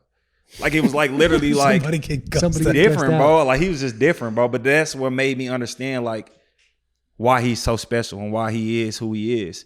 Because he does things that nobody else would do for real. When you go from having 1,200 yards in 4 games, all these crazy things, you end up going to Alabama. Your first time walking in that locker room. And Alabama at this point is like, there's first rounders everywhere. Yeah. Grown men. Yeah. Like, were you like, maybe this is not for, at any point were you like, maybe this is not for me? The only time that I was like, maybe this is not for me is when we was working out. Cause I'm like, what the fuck is this? I'm like, did I come to run track? What the fuck is this? I'm like, did I come to run track or did I come to play football? Like what we They trying to kill you like that? Bro, 110s, we had a minimum of 17 110s every time we ran them. We ran them once every week. 17 110s every week? Every minimum. That's if everybody make their time. What was the speed group time? What it was like, I think it was either it was 13, 14, 15. Skills in 13, skills in 14. That's insanely fast. Bro, I'm telling you, bro. You have to run. You have to run 80% of your speed to make it on time. I swear, we had people passing out, everything, throwing up. Like, so in the weight room, you were like, okay, this is fine. I can lift weights. I'm strong. They had to teach me how to weight, how to lift. I never lived in college. I mean, high school. So you were as green as they came. Bro, I still don't know how to power clean to this day. I swear. I cannot do it. Like, I swear. So like, that is wild. So that's how I put on the 30 quick. Literally. Literally. I'm like, man. So y'all get all this food? And that's the best part. The food, eating 3-4 times a day, from eating 1 meal a day to eating 3 or 4 full course meals a day, is different. Like Bama, bro, we used to go in there. We had king crab this big, like Breaking all the NCAA violations. Steak. We can have steak. You damn near order a steak every day. And I know you too. You were probably bringing home to-go boxes. Yes, and you got to-go boxes. Everything. It was, bro. I'm telling you, it was eating this stuff was good, but my mentality coming in though, like I was small and I didn't know nobody, so obviously it was like a culture shock for me. So I was just quiet, but I was always used to just work. So like after like you get over there like weeks, 2 weeks, you sore from like, doing that type of stuff. You kind of get acclimated. And then I remember, in the summers, the coaches can't coach you. Right. So like we'll have like individual, like not individual, but team ran like 7-on-7s and shit like that. Team ran 7-on-7s with 17 GAs out there. Exactly. So they got a balconies that overlooks the field. They used to just sit in the balconies and watch us basically. But like, I remember like everybody used to come up to me and was like, who is this little dude with the fro? Cause I came in, I had a fro. They like, who is the little dude from the fro? They used to call me the little boy from across the street. They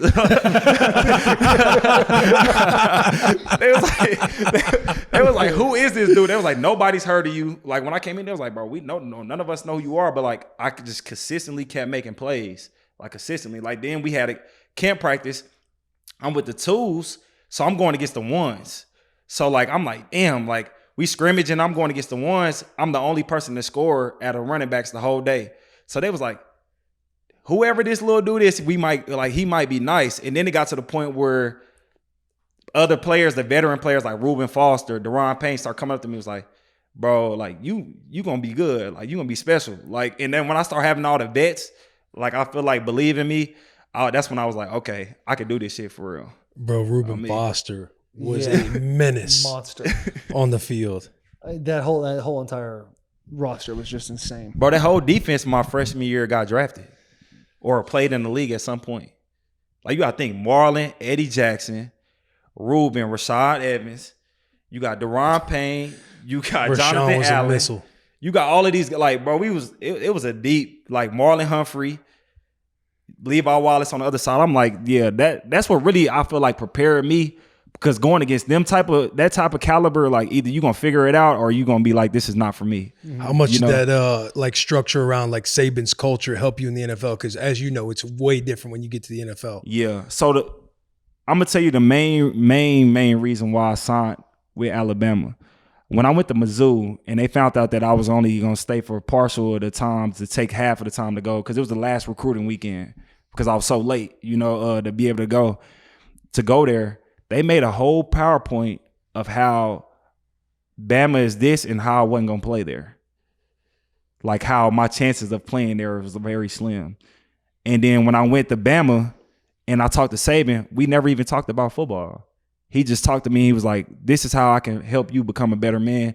This is how I can grow your relationships and, grow you as a man.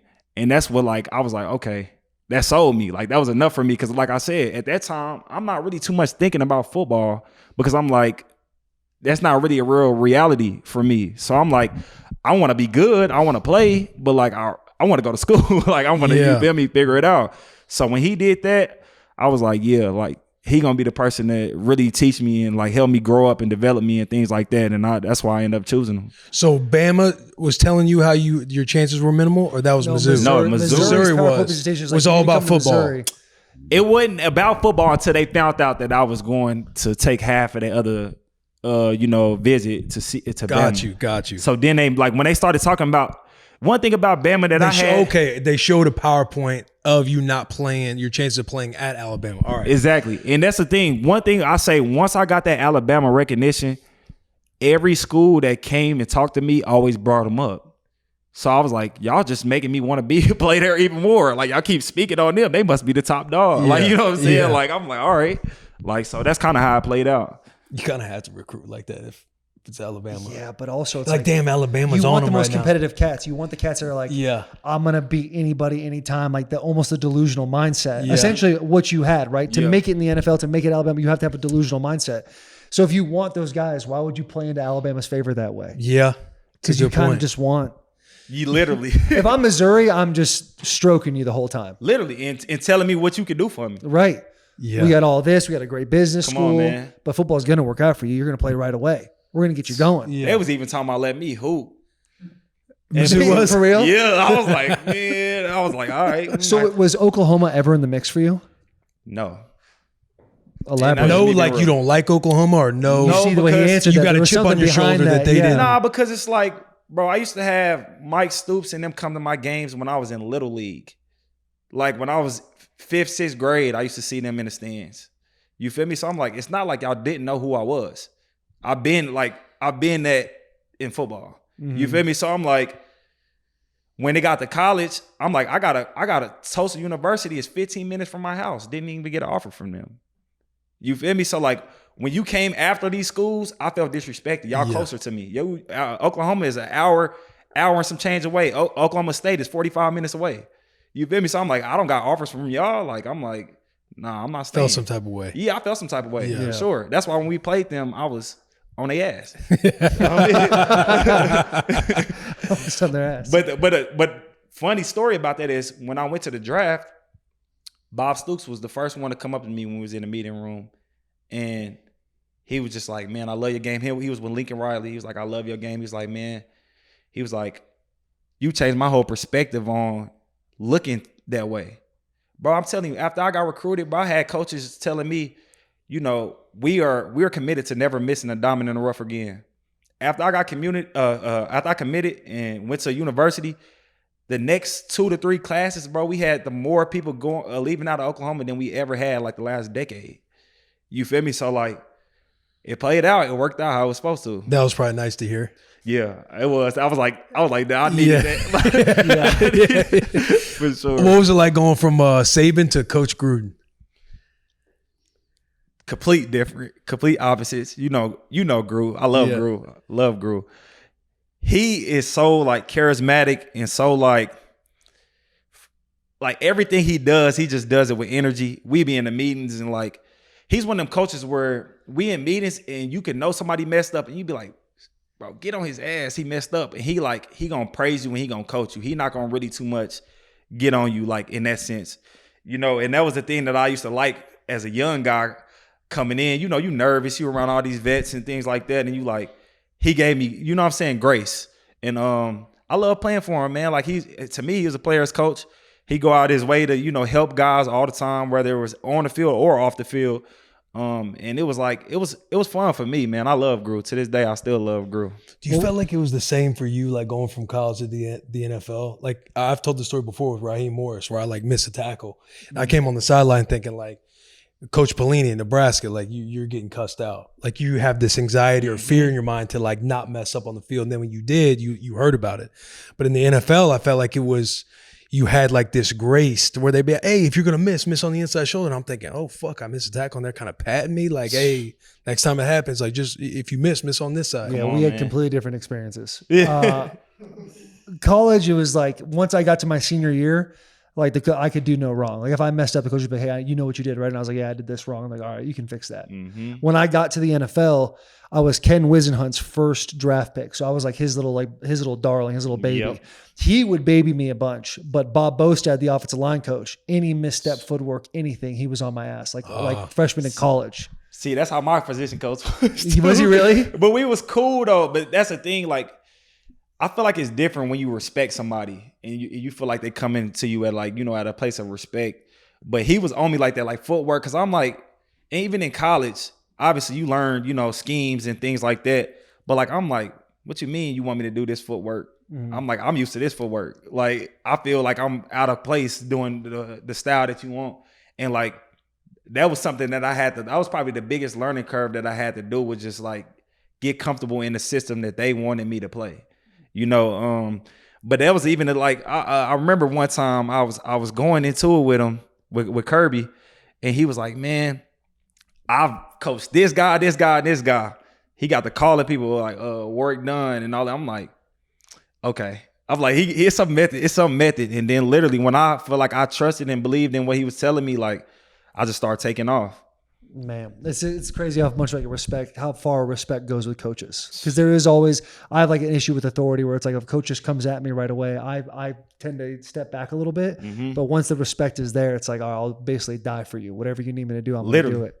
For you, when you walk into Oakland, I mean, obviously the facilities are way different. They're about to move to Vegas. It's terrible. Compared to Bama, yeah. Compared to Bama, it's nuts. We've been to Bama. Yeah. But what was it like walking into a locker room with guys like Richie Incognito, Max Crosby, Antonio Brown, and like Derek Carr, who's like this like perfect little church choir boy? Like, was that just a massive culture shock for you? And you think to yourself, the taxes in California are ass. I just want to bring that up too. Yeah, I mean, I defer my signing bonus till we got to Vegas. But did you really? Yeah, for real. That's genius. Nah, man. They when I came in, it was weird because like we had older vets, but we had vets that was like older that wasn't like they're literally at the back end of their career. So it was like they was good, but not really.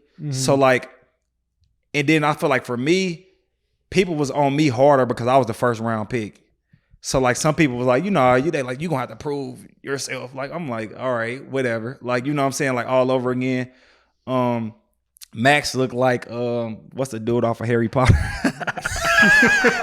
Malfoy. Max looked like Malfoy at the time. You know what I'm saying? Hey, that's my dog. I love you, Max. Hey, but man, so like, I would say the best thing for me was our rookie class. Everybody came in, Max, some of these other guys that's not on the team or not in the league no more. We was all tight. Keyshawn Nixon, we was all tight. And so like we used to always do stuff together. And I feel like that made it a lot easier my rookie year to like get acclimated with everything. Because in the pros, people don't understand, like they think everybody's just friends. And like in the pros, it's just not true. Right. Like that was the craziest difference for me. Yeah, like college, everybody is friends. Like we all friends in college. Like in the pros, it's not like for some people, this is literally a job. And for a lot of people, they have families. So like, you leaving here, I'm like, man, I got to go home and be a dad. Like I can't go home and play video games with you. Like, you know what I'm saying? Things like that. So that was like a big difference for me too. But man, that locker room then was definitely different. I remember my first like awe moment was, I remember we lost the game and I was in the locker mad. Cause like, at Bama, I probably lost 3, maybe 4 games in 3 years I was there. So I'm like, I'm used to winning. Like, you feel me? So I'm in the locker room mad. And I remember the vets came up to me, like they laughing and shit. And I'm like, the fuck y'all laughing for? So I get mad. You know what I'm saying? I'm like, what y'all got going on? They like, man, you gonna learn, like in this league, you gonna lose. Like you got to get used to all this other kind of stuff. But I was like, that like mentality, I remember I was like, we're not gonna ever win like that. If people don't take this a little more personal, it's one thing to not obviously be crying after the game, but like don't be sitting acting around like you happy that we, what I'm saying, that we lost. Like that was always a thing. But I was always one of them guys too that I felt like, you played with me. I always, every day, I'm trying to bust my ass. Every day. I'll be if not the hardest worker, top 3, and I'm trying to like figure it out every day. So like when somebody did stuff like that, it wasn't respected for me. And that's what caused a lot of friction. He's not lying. Josh would be visually pissed off after games. I remember the second stint. We came in, the boys wanted to go on the logo with the Chiefs, and we got our ass whooped. Come on. And Josh is in the locker room after the game fuming about like, whether guys are happy about it. But he legitimately gets pissed off anytime that we lost. And he'd be asking guys, he'd be talking to guys like, remember he'd pull me aside like, hey, you just got here, like, what are you seeing right now? Yeah, he'd be asking guys, he'd be like polling everybody. See, the problem with me, let me get to the logo question. I told them, do not do that shit. It's dumb. We are their stepbrothers. We're the little brother at that point. We ain't beat them enough to deserve that right. We not even winning enough to deserve that right to go do that. You know what I'm saying? Like it was dumb. I remember what I said exactly because I didn't go do it. I stayed back. I'm like, they not finna catch me on that motherfucking logo, and then we lose, and then we lose. Who was it? Will was in the middle. Yeah, I'm like, I was in the middle. I was in the middle, but who was Remember, I told everybody. It was Yannick. Yannick, he was the one that started. He the one that started. Yannick has that mentality though. But hey, Yannick's a worker. I heard that. Yannick grinds, bro. He started it though. He did. He was getting everybody up, and I'm thinking, everybody shit. to do it. But I told him, I was like, my exact words was, if y'all gonna do it, y'all better stand on that shit. I'm like, we better win. Literally, because you can't do shit like that and What not was the win. score of that game? We got blew out. We got blew out. We got blew out. I say, y'all never. I was hot in the locker room. We got our asses I was hot. But no, that go back to his point, though. My first game back, I'm thinking, oh, shit. Oh, we're not good. Uniforms are good. We're not. Uniform's sick. Hey, best uniforms in the game. Nah, they sick. I ain't gonna lie. They're awesome. But hey, Yannick Ngakoue, I have no idea why that dude has not like stuck with the team for a long time. Because his rookie year, I played him. The first time we played him was Thursday night in Nissan, and his attitude and mentality, like he was talking to me like he was in the league for 10 years. Yeah, he got the intangibles. He's got it. And then Patrick Omama, who will play with at Michigan, he was playing for Jacksonville. He came off. He's like, that kid works. He's going to be good. And he obviously he's a good football player. Yeah. But he's just jumped around so much. You know, sometimes I think people can get in their own way. There's no doubt about it. And that'd be a lot of things. And like, sometimes you don't feel like with me, like towards the end, like you say, I used to ask him, I'm like, when he came in, I'm like, what do you see? Because I was fully committed to trying to make the team better. Mm-hmm. You know what I'm saying? I'm like, and I'm trying everything from talking to people I wouldn't even talk to, you know what I'm saying? From coaching more than I've ever coached to like being a leader and things like that, like trying to lead by example, all of these things.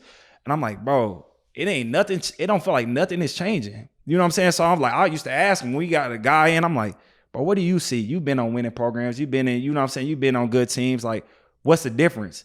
And like you say, that game, bro, I was so mad after that game, bro. I feel like I cussed out so many people. Like, bro, like, but I was always the guy that like, I don't mind making people uncomfortable. Mm-hmm. Because I feel like one, if I'm doing everything right, I got that right. One. Two, you should know that I care about you and love you enough and respect you enough to know that I'm not attacking you. I'm coming at you from a good place. Yeah. And it's also a time and place for everything. Don't get me wrong. But like wanting to win and wanting to fix that organization, I was all in. So when I started to feel like the organization wasn't all in on the same things that I wanted, that's when I knew I had to leave. How hard was it to leave the Raiders? Bro, I never wanted to, bro. I spent a lot of money on a house I built fully custom built and never stayed in. Like, so you gotta know I was investing there. I was doing franchises, like, you know what I'm saying? I'm in the community, I'm doing work in the community, everything. Like, I'm thinking like, okay, like this is where I'm gonna be. Like, I'm planning everything there. You know what I'm saying? But like, it gets to a certain point where you're not gonna keep disrespecting me. You only got so many times to be like, fuck you, before I'm like, fuck you too. You feel me? Like, literally, like, and that's how I felt about it. Cause it's like, okay, don't get me wrong. I have a great relationship with Mark Davis. I love Mark Davis. It has nothing to do with Mark Davis. But like, you bringing in these coaches every other year, new coaches. And it's like, now these new coaches is telling me, I done already had 3 1,000-yard seasons. You telling me I got to prove myself like, oh, like I'm a rookie. You treating me like a rookie. You telling me I got to play in the Hall of Fame game, and then we start losing, and then you feel like you need me, and then you play me, I play good, but then afterwards you basically like, yeah, you play good, but we're gonna franchise tag you, and you're going to play. And I looked at him and I'm like, I'm not gonna play. And where he was going wrong was he was talking too much. And I'm not going to say who it was, but it's a guy that make decisions. And I'm like, he's talking too much and thinking it's not going to get back to me. And everything is getting back to me. You know what I'm saying? So I'm knowing what's being said on the inside for real. You feel me? So like, he basically was like, oh yeah, he needs the money. I'm like, I don't need no money. Like, I could quit playing right now. I'm great. Like, you feel me? So I'm like, where are you getting this information from? Like, why do you think that you got the leverage when I just led the NFL in everything there is for a running back? I'm like, so you telling me, okay, I'm only going to be 25 at the time. You telling me like I can't get paid? So you already denied my 5th-year option, which was the smartest move you should have made, was to accept that. You feel me? But you don't do that. And then you like, oh, we're going to franchise tag you in. The franchise tag is $2 million more. So you're going to play on the franchise tag. But whole time, bro, and my mom, me and my agent, we like, bro, I'm not playing. I'm going to come week 8 so I can get credit this season and basically force my way out. That was my planning if they don't want to pay me. Was the first fracturing of the relationship was when they didn't pick up the 5th-year option? I didn't really care about the 5th-year option. So a lot of people think that was the problem. I didn't want them to take the 5th-year option because I knew I was going to get paid more than that. Yeah, I it's wanted better them to for you pay anyway. me. Yeah, I'm like, it's benefited me by not picking up the 5th-year option. Like, I'm all for that. You know what I'm saying? Like, I'm like, cool. Like, I'm good with that. But like, it was just the fact that I was legitimately 65% of the offense that year, and you telling me that you will not pay the guy that did everything for the team. I'm like, how do that make sense? You know what I'm saying? It's like, basically, you already tried me at the beginning, so you already trying to be cool with me, but I'm already really don't like you. You know what I'm saying? But like, it's a business. You're not gonna like everybody. You feel me? Like, and so I'm already like, you know what I'm saying? I'm gonna respect you. I'm not gonna disrespect you and stuff like that. But like, I'm gonna be like, yeah, if I got an option, I'm not gonna fuck with you. Like, you know what I'm saying? Like, so that's basically what it came down to. And when it started to get, like I say, into the conversation, what made it worse, bro, when it comes to the Raiders, bro, and it really hurt my heart because I tried to stay. I did everything in my power to stay. My agent was getting mad at me because he like, bro, at what point are you gonna be like, fuck these dudes? Because I'm like, look, I got 6 teams talking to me about more money than you. I'm like, can you match that? They say no. I said, okay, that's fine. I'm like, can we meet in the middle? Can we get the median of that? They say no. I say, okay.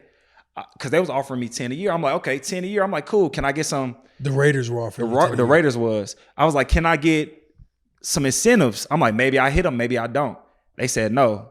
Once they said that, I said, we ain't got nothing to talk about. Y'all let me know where I stand. And the crazy thing about it was when I had the meeting with Mark Davis, I said, before when I was planning on sitting out, because I missed all of camp. That last year I was there, I missed all of camp. What was your last year there? The year before this? So what is that? 23? 23. The 5th year, right? Yeah, the 5th year. Yeah. I missed all of camp because I'm like, I sat down with Mark and I'm like, look, I'm not asking you to pay me my worth because you can't. Like, and I know that's realistic, but like, just don't disrespect me. That's literally all I asked him. I'm like, bro, just don't disrespect me. I was like, give me a deal. And then the crazy part about it is none of the deals was even long-term deals. Like, I'm like, yeah, bro, we ain't got nothing to talk about. Like, I got all these other teams, all these other, like, you know, having this respect, and I keep trying to come back to y'all and show y'all love and show y'all respect, and it ain't reciprocated. So I'm like, we don't really have too much to talk about. And then what's crazy is I fucking pull up. This is crazy. So this is to week 1. Bro, before I came, when they were trying to get me to come sign, you know, you got the deadline, right? The signing deadline. And before I came to sign, me and Max on the phone, Max trying to make it work. You know, like, obviously Max is a dude. He like, man, like, I don't understand it. Like, whatever. He was like, man, please just come. So we come up there and we got like an hour left before we got to sign the paper or you know, on a deal or not. And dude comes up to my car. Me and Max is in the car. Max in the car with me. We sitting. And he's talking to us. But while on his phone, he's moving his phone around. He's on the phone with an interviewer, with a reporter. Literally on the phone with a reporter while he's talking to me. Trying to get conversation out of you. Bro, so anytime that I know it's one reporter over there, that anytime he had anything to say, and they'd be like, where are people getting this information from? I'm like, it's coming from them. It's literally coming from them. Swear. So I was like, it was just a weird situation, bro. I'm telling you, it was the weirdest situation ever. And it has nothing to do with the Raiders organization. It's more so the people that they had in there at the time. Isn't it? Well, it's like, there's like a saying, right? Like, it's like the good news, like the stuff, like, say you're in the community, like the good news always comes from like the local news, but all the bad news, the national news, comes from internal, like comes from the team. Yes. I'm telling you. And when I seen that, and you know what made it worse?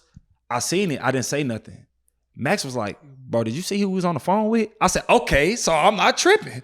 I was like, I thought, you know, sometimes you be like, bro, I'm tripping. Like, I might be tripping for real. Yeah, like, I'm doing too much. But like, when Max brought it up, I was like, okay, I know I ain't bugging. I'm like, yeah. But that's when I knew, like, it was over with. You know, like, even though I was going there, like, coming back that year to play, I was like, I knew it was over with. I knew that the relationship was over with. Knowing where you're at now, when you look back at it, what learns do you have from like that process? Because I feel like a lot of guys too, like when you get into free agency or you taste the teeth of the business for the first time, it kind of catches you off guard because you're thinking, you know, like college, like loyalty, you perform well, they're going to pay you or they're going to take care of you. Playing hurt, it's honorable, that'll get you paid. You think all these different things. And then you come to find out, looking back, you're like, all right, I see why this went the way that it did. Bro, I tell people all the time, to play hurt, you got to be one, mentally, you got to be different. But like, once I got to the point where I'm like, damn, I've played hurt all the time. I done played with a fractured shoulder, you know, the whole year, from like over half of the year with this shoulder. And now it's time to get paid. Me doing that is really bad for me. Cause now you like, then they use it against you. Using it against me. I'm like, might not be as good, or they say, "Oh, you're hurt a little bit more." Bro, the weeks you're playing, it's like, honorable, and the coaching staff, they and you're love like, you. They're patting you on the back. For the Look boys. at this guy. Look at Josh up here. Hell, your agent bro, be telling you something different. You're thinking he don't get it. But then when the time comes, you're like, these motherfuckers. Yeah, come on, man. And then you think that if you do things right and you be loyal, that it's gonna come back. But at the end of the day, it's a business. You got to understand the business, and that's my biggest thing. Like looking back. The thing that I would change the most is I would probably have handled it a little differently. I feel like I would have probably, bro, honestly, I would have handled it a little different because I really never spoke on it. I just like let them create the narrative the whole time and then let people assume what they wanted to assume was going on with me. For the longest, people was like, oh, it's about money. Oh, it's about that. I'm like, it was never about that. Literally, is at no point was it about that. I'm like, if that was the point, then I would have took the first offer I had, which was a lot more than what they offered me. You know what I'm saying? Like, but that's just the nature of the beast, bro. Yeah, for real.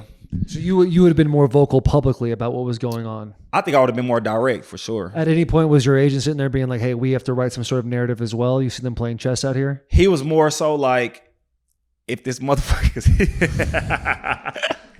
I love your agent's right here. It's so funny. He was like, if this motherfucker do this, like we're gonna do this. Like we had a game plan for everything. You know, even like stats. We started posting stats. It's like it's hard to deny the facts. Like regardless of what you want to say. Like, oh, absolutely. And like, you know, when they didn't claim your fifth year option, like I remember just being on the bus and talking about how well you were performing when they didn't pick up your fifth year. Exactly. It's like you're doing a lot of different things that, yeah, it is undeniable, like how great of a player you are. And then like I was telling him, like, bro, from when I've gotten in the league, I'm like, don't nobody have more rushing yards than me since I've been in the league. Like Derrick Henry, besides Derrick Henry. Like you see everybody else that's came in with my year or on, like I'm leading. So I'm like, I don't know what more you want me to do. Basically, it was my point with them. I'm like, bro, like I'm a leader in the locker room. I'm never late to stuff. I'm not in trouble or none of that stuff. Like, what more do you want from me? You know what I'm saying? I'm like, I'm giving you everything I got, and we still losing.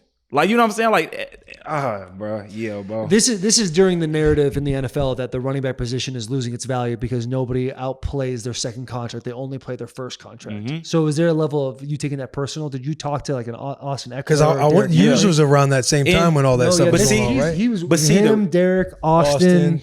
There was a handful of other guys that were like, these guys obviously have high production. There was, because at this point in time, there was only one guy in the NFL who got a second contract that outperformed his first contract, and that was Derrick Henry. Yep. Because Todd Gurley and Zeke, they was like, Gurley. Every running back went downhill. So to pay him a premium was a bad business move at the time, which I'm sure was playing a huge factor with the higher ups of the Raiders. Yeah, and I get that, but it's like, okay, if that's the case, I barely played in college.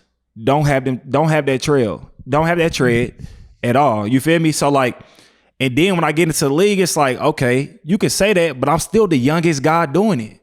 I'm the youngest. Like I just turned 27. This is my 7th year. This is gonna be my 7th year in the NFL.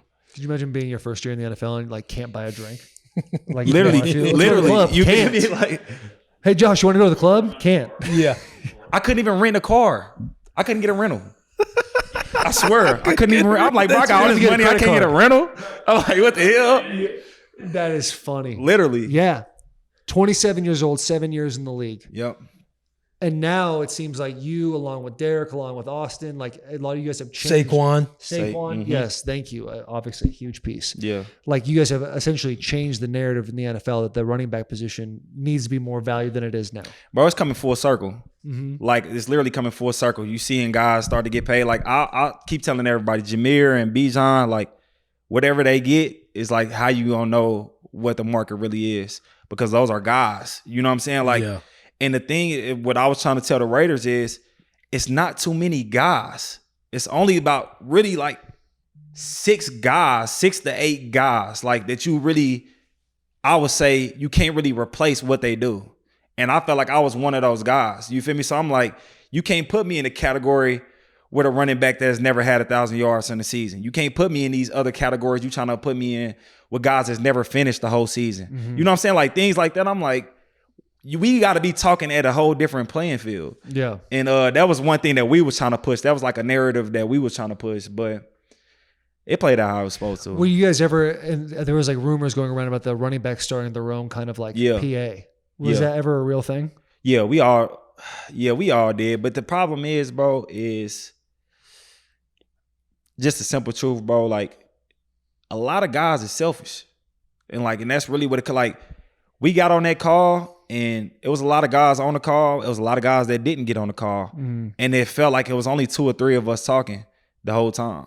Everybody else really had nothing to, you know. You were one of the vocal guys in that conversation? Yeah, because I was being honest about what I was being told. You know what I'm saying? Like, because one thing about me, man, it's enough money out here for everybody. And I want to see everybody win. So like for me, I'm like, I'm telling them like, look, this is what they saying for me. This is what they saying. Like me and Saquon sending texts back and forth. What you hearing from here? What you hearing from here? Like, you know what I'm saying? Like, and we basically like, look, this is the market. And I'm like, man, look, I'm up here with this dude. You gonna have to pay me up here with this dude, regardless of what any kind of contract look like. You know what I'm saying? So that was something that like me and him talked a lot about, but the guys did, but nobody stuck to it. Like I remember Austin Eckler was talking, Joe Mixon was talking, and we was like, guys, like, okay, are we all not gonna show up to camp? Like, is that something that we all agreed on? A lot of people talked about it, or we not signing. Everybody was like, we not gonna sign. Dude signed 3 days later. I'm like, that bro, in like the conversation, bro. I promise, bro. And it was, I'm not gonna out nobody, but like it was a dude that was talking and literally signed the next week. I'm like, so I already knew, like I said, like I knew it was gonna break down, because without unity, you ain't gonna have nothing. You ain't got no leverage. You know what I'm saying? So I was like, I mean, even at the macro level with the NFLPA, it's like when you're trying to get things shifted in the CBA and being at the meetings and everything else, like you see where it's still like, bro, divided. Nothing will ever get changed in the NFL, because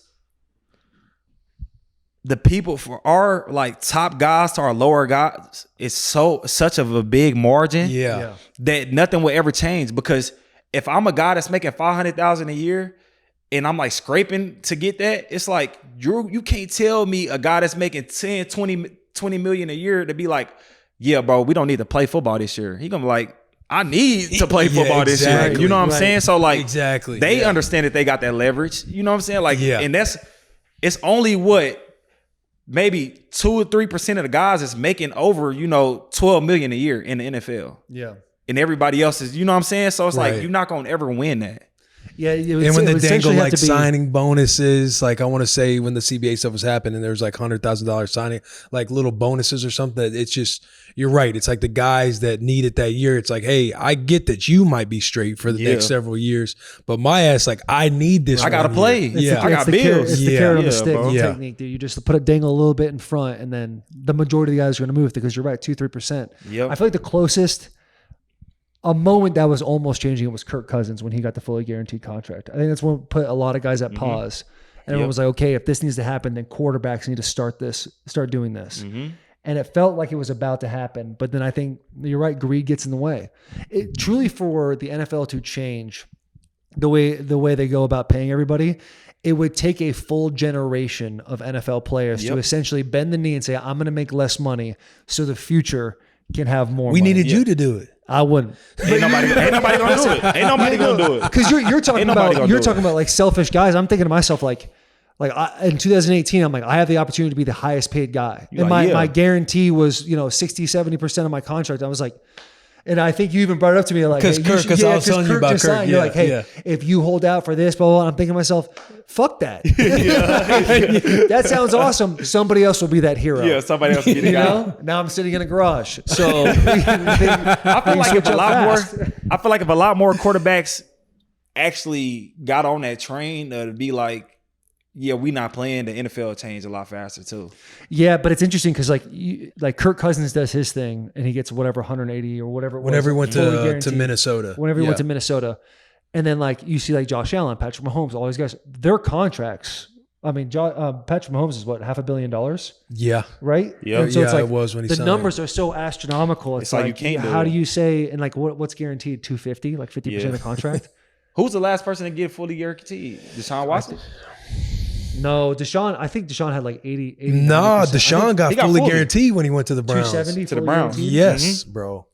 Yeah. I mean, the Browns fucked that up big Yeah. time, right? Yeah, I feel yeah. bad saying that, Deshaun, but like, Because it's like you know you bad got out the there. you got the top guys who will get the fully guaranteed. You also need that level of play to be there to also solidify right. guys getting the because that's an guaranteed example too. where it's like he gets the fully guaranteed and then he doesn't obviously have the Right, production so you then want him to teams have. have that, yeah. So teams are like, this Yeah. is exactly why we don't do this. Do that. Yeah. Yeah. Because it sucks, man. It sucks. Obviously, like a lot of people watching the show are like, yeah, I wish I could get $500,000 a year. Yeah. Or whatever Yeah, it is, for or sure, yeah. $950, whatever Yeah. whatever the minimum is for a vet guy. But yeah, massive changes have to happen. Massive sacrifice has to happen for lot of change to happen. sacrifice, for sure. Was you going to making the transition to Green Bay? Was it excitement out of the gate? Were you kind of like, is the grass going to be greener? Because you had a place for 5 years. It was like bittersweet. Like obviously, because I didn't want to leave.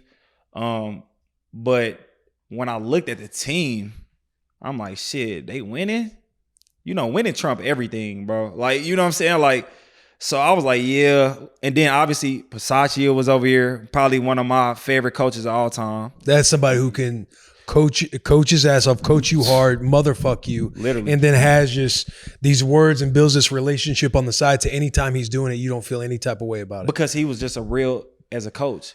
He's the only coach I've ever had that'd be like, look, you fucking around, and that's why they upstairs talking about how to get rid of your ass right now. He like, either you figure it out or you ain't gonna be here. And like he was the only one that'll be real and be honest. And that's all people be asking for. It's like, don't tell me one thing and then do another thing. Right. Like just tell me the truth. Whether it's ugly or whatever, just tell me the truth. And he's always been that type of coach. He's So the man, like it's bro. just a different respect. So when I knew that, I'm like, okay. And then I came, I'm like, damn, it's quiet.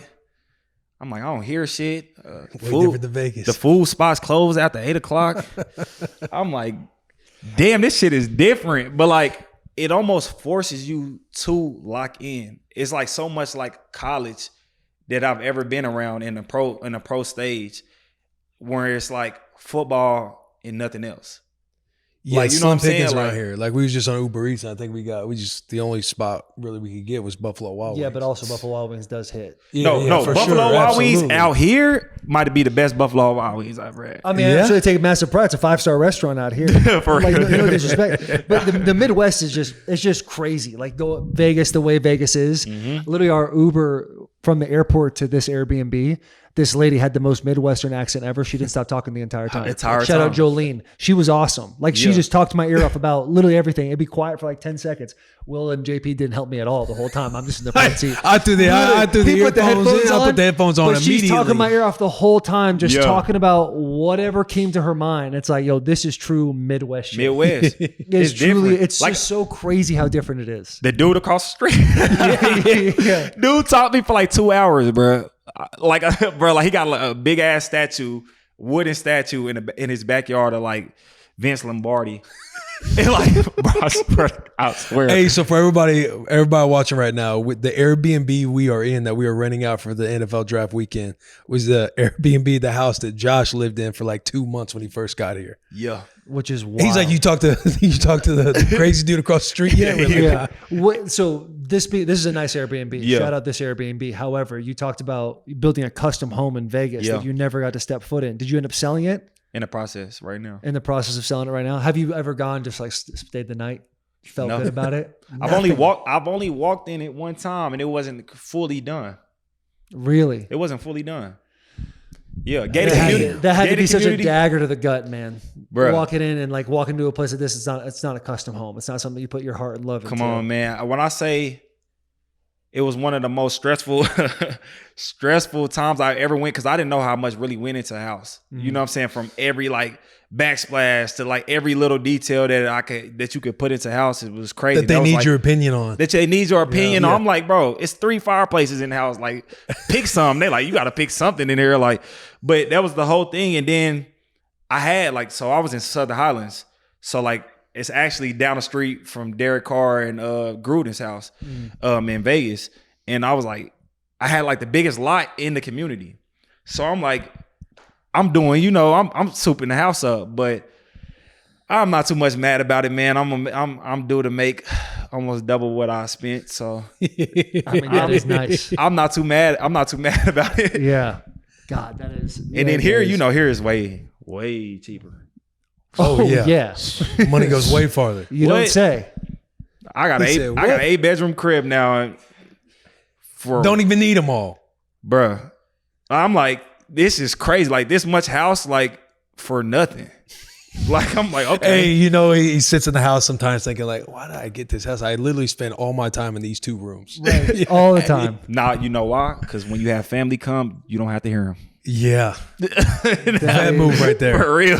For It real. is nice to have that space. Even Wait, people I'm are like- filled with the house. My room got to be on the opposite side of everybody else's room. Yeah. Y'all go have fun. Y'all What is it like when your family comes in town during game week? Like they get in like Thursday. How Yeah. much time are you like really spending? Because you seem like a cat that's like during the season, Yeah. don't talk to you. Not too much. I ain't gonna lie. We don't spend too much. But the thing is, you know, Fridays be early. So like Fridays I get enough time. Saturdays be kind of iffy. Cause you know, you got the morning meetings and then the night meetings. But Fridays be kind of like the day we kind of like just kick it. But Sundays too. Cause one good thing also about playing out here is most of our games be in the morning. So That we is get that clutch, whole bro. day. You know, we be done by noon 3 games? o'clock.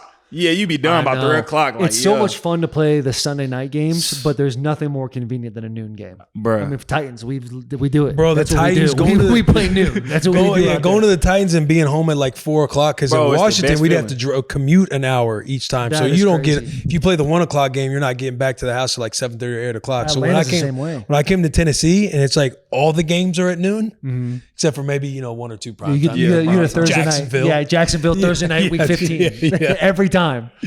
Yeah, it is. It's the best. It is. Especially it is. unless you don't play well, then it's like you kill me. Yeah. And then like at my house too, we always have all the holidays. So like all my siblings will come up, nieces, nephews come up. Like we had a big holidays at the house. So it's been fun, man. We creating them, the memories and the new generation, coming up for us get to experience that. And I think that's very important. So. Bro, just wait until you're done. Like, don't ever wish it away. But when you're finished, that first holiday season, really that first August, Yeah. you'll wake up and we'll go outside and be like, man, it's hot as hell out here. And then you'll think to yourself, oh my God. I used to be out there. I used to do that. Yeah. And then Halloween will come up and you'll be so dialed into Halloween and Thanksgiving. You're gonna be Yeah. so fired up. Christmas, it's like you might as well be Santa Claus. Yeah. It's gonna be Or like you're like, it's crazy the perspective that changes. oh, I got to get a workout in. And it's wait a minute. Do Do I though? Do I? Do I? I mean, I should. I guess I will. But it's crazy when there's not like that. You're chasing that 1% every single year. Yeah. Dude, how's your dad? He's got to be super proud Yeah. of everything that you've accomplished. Yeah, man, he's doing good, man. I mean, I tell people all the time, like he's moving around, he's back coaching, things like that. Like he's been doing good, man. That's the only way I can explain is if it's quiet, it's good. Yeah. And it's been real quiet lately, so it's been smooth. That's good, man. That's awesome. I love like when he has his interviews for when you were talking about the times that you guys were homeless. You just see Yeah. him get emotional. Yeah, I tell him, I said, It's got to be wild seeing where you how far you've come since those times. The level of sacrifice it must have Yeah. took that man to get you where you are today is unbelievable. Yeah, man. And I would say that's probably just the biggest thing I really take away from it.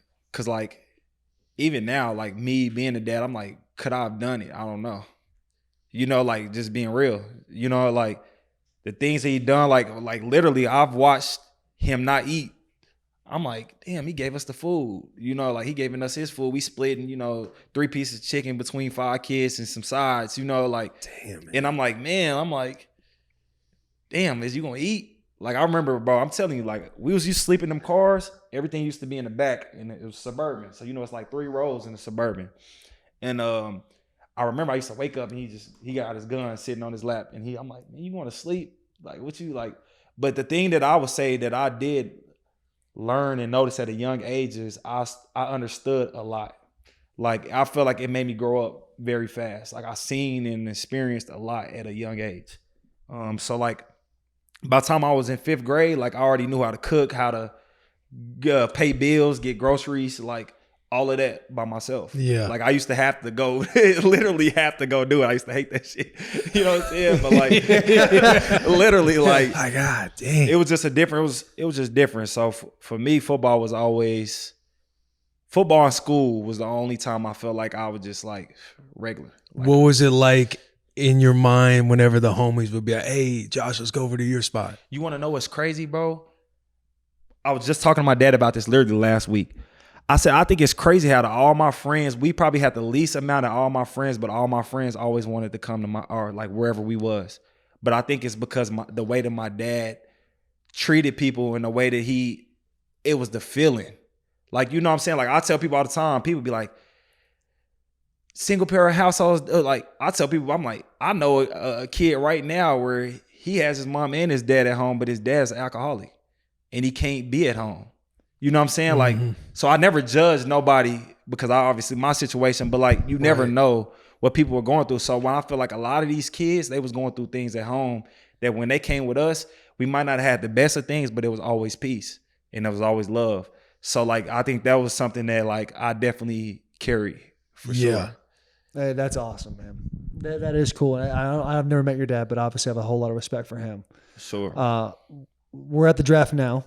You get drafted in the first round. Where did you go to the draft? Yes, regretted it. What was that experience? what was that experience like for you? They don't tell you that the whole day leading up to the shit, you got interviews, you got media, then you got like an hour to like 2 hours to get ready and really like head over there and be there because you got to be there at a certain time.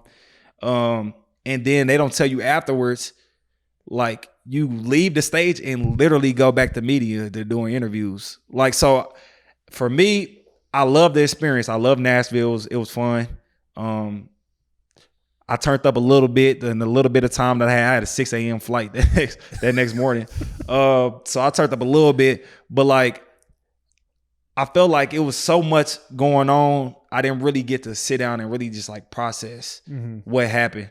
And if I was to do it differently, I would have just had a party at home with all my family and all my friends and then figured it out. But it was definitely something that I'm, forever, grateful for and a memory that is definitely going to last all my life. What was it like sitting there and you're sitting at the table, you have like 8 people with you plus your agent, and you're just waiting for the phone to ring and you see guys getting picked over and over.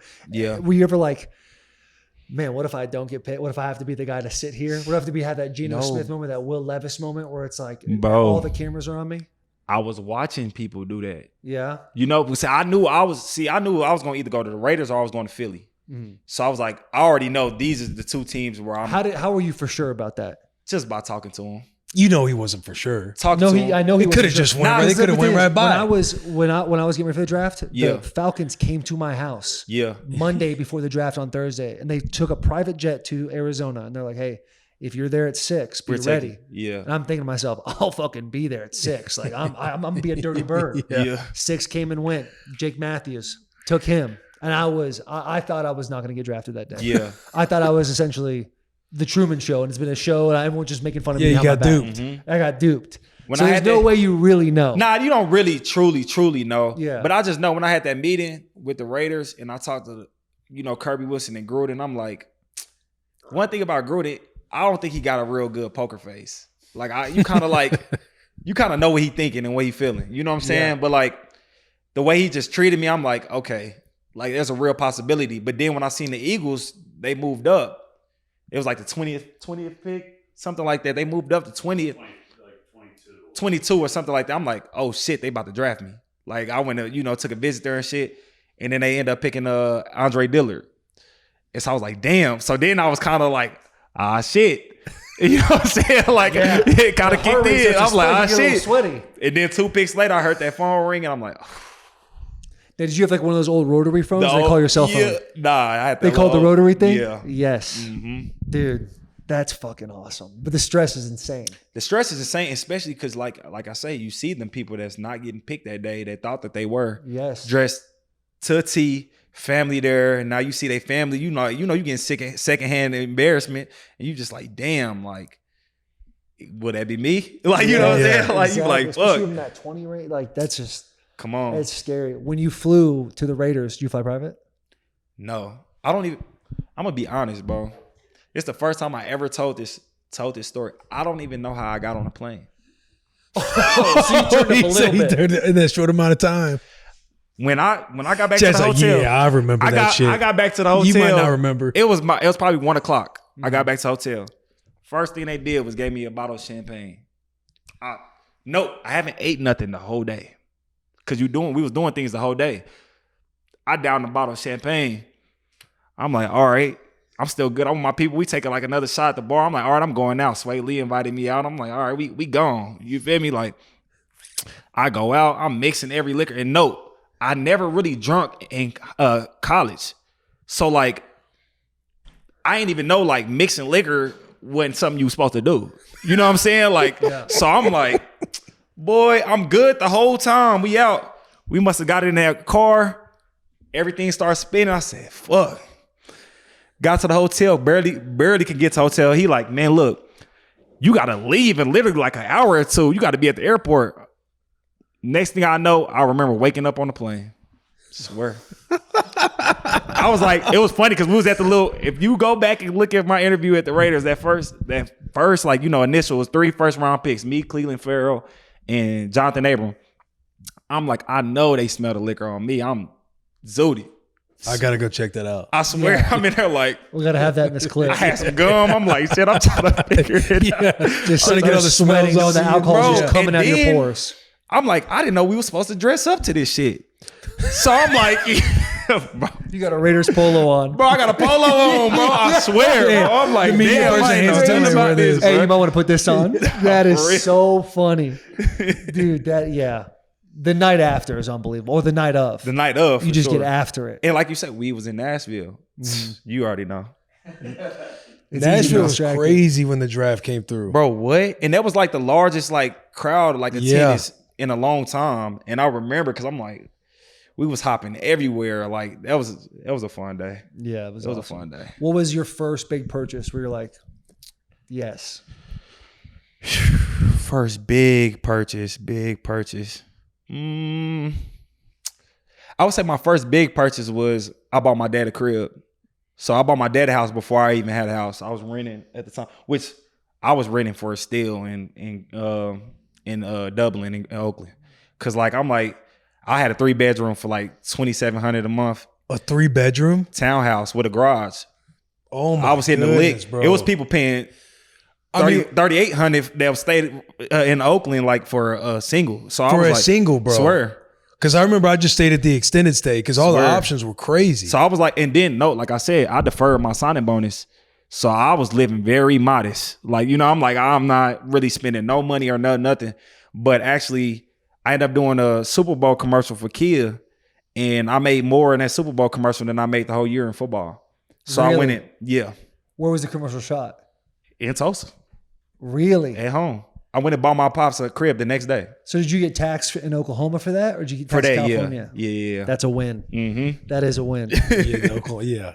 Because if you play for Tennessee, like you're playing all 8 home games are free state income tax, no state Yep. income tax. Mhm. But then you're also playing in Houston, Which is good. and Florida in your Which is- division. yeah. So you have like the most amount of no state income tax if you're playing in the AFC South. If you're in Florida, Tennessee. Well, he got to taste it in Vegas. Shit, but we still had to go to LA. No, yeah, they got no state income tax. But the cost of living is crazy. Tennessee's up there now too. Yeah. It is nice. Outlook on this year. How you feeling? You look healthy. You look ready to go. You was talking before the pod started how even though you were like the most carried back in the first quarter of the first half, that you feel like you're in great shape, like you didn't take much of a beating last year. That was the cleanest I done had in a year. Like I probably only had like a couple games where I felt like I was like, damn, this shit lingering, and like I feel it. Like damn near the whole year I was pretty good. Like you ever come out of game and just feel like, damn, I did a lot of conditioning. Like didn't even feel like no bumps, no bruises, just like a lot of conditioning. I had a lot of those games. So for me, like what I think of the team, when you got a lot of young guys, we was the youngest team in the NFL last year. It's a lot of hunger, which I love. It's a lot of guys that's still coachable, still willing to, like put in the work each day. And just to have them type of guys with another year's worth of experience. And then obviously we added some pieces. We added McCall Harmon. We got Nate Hobbs.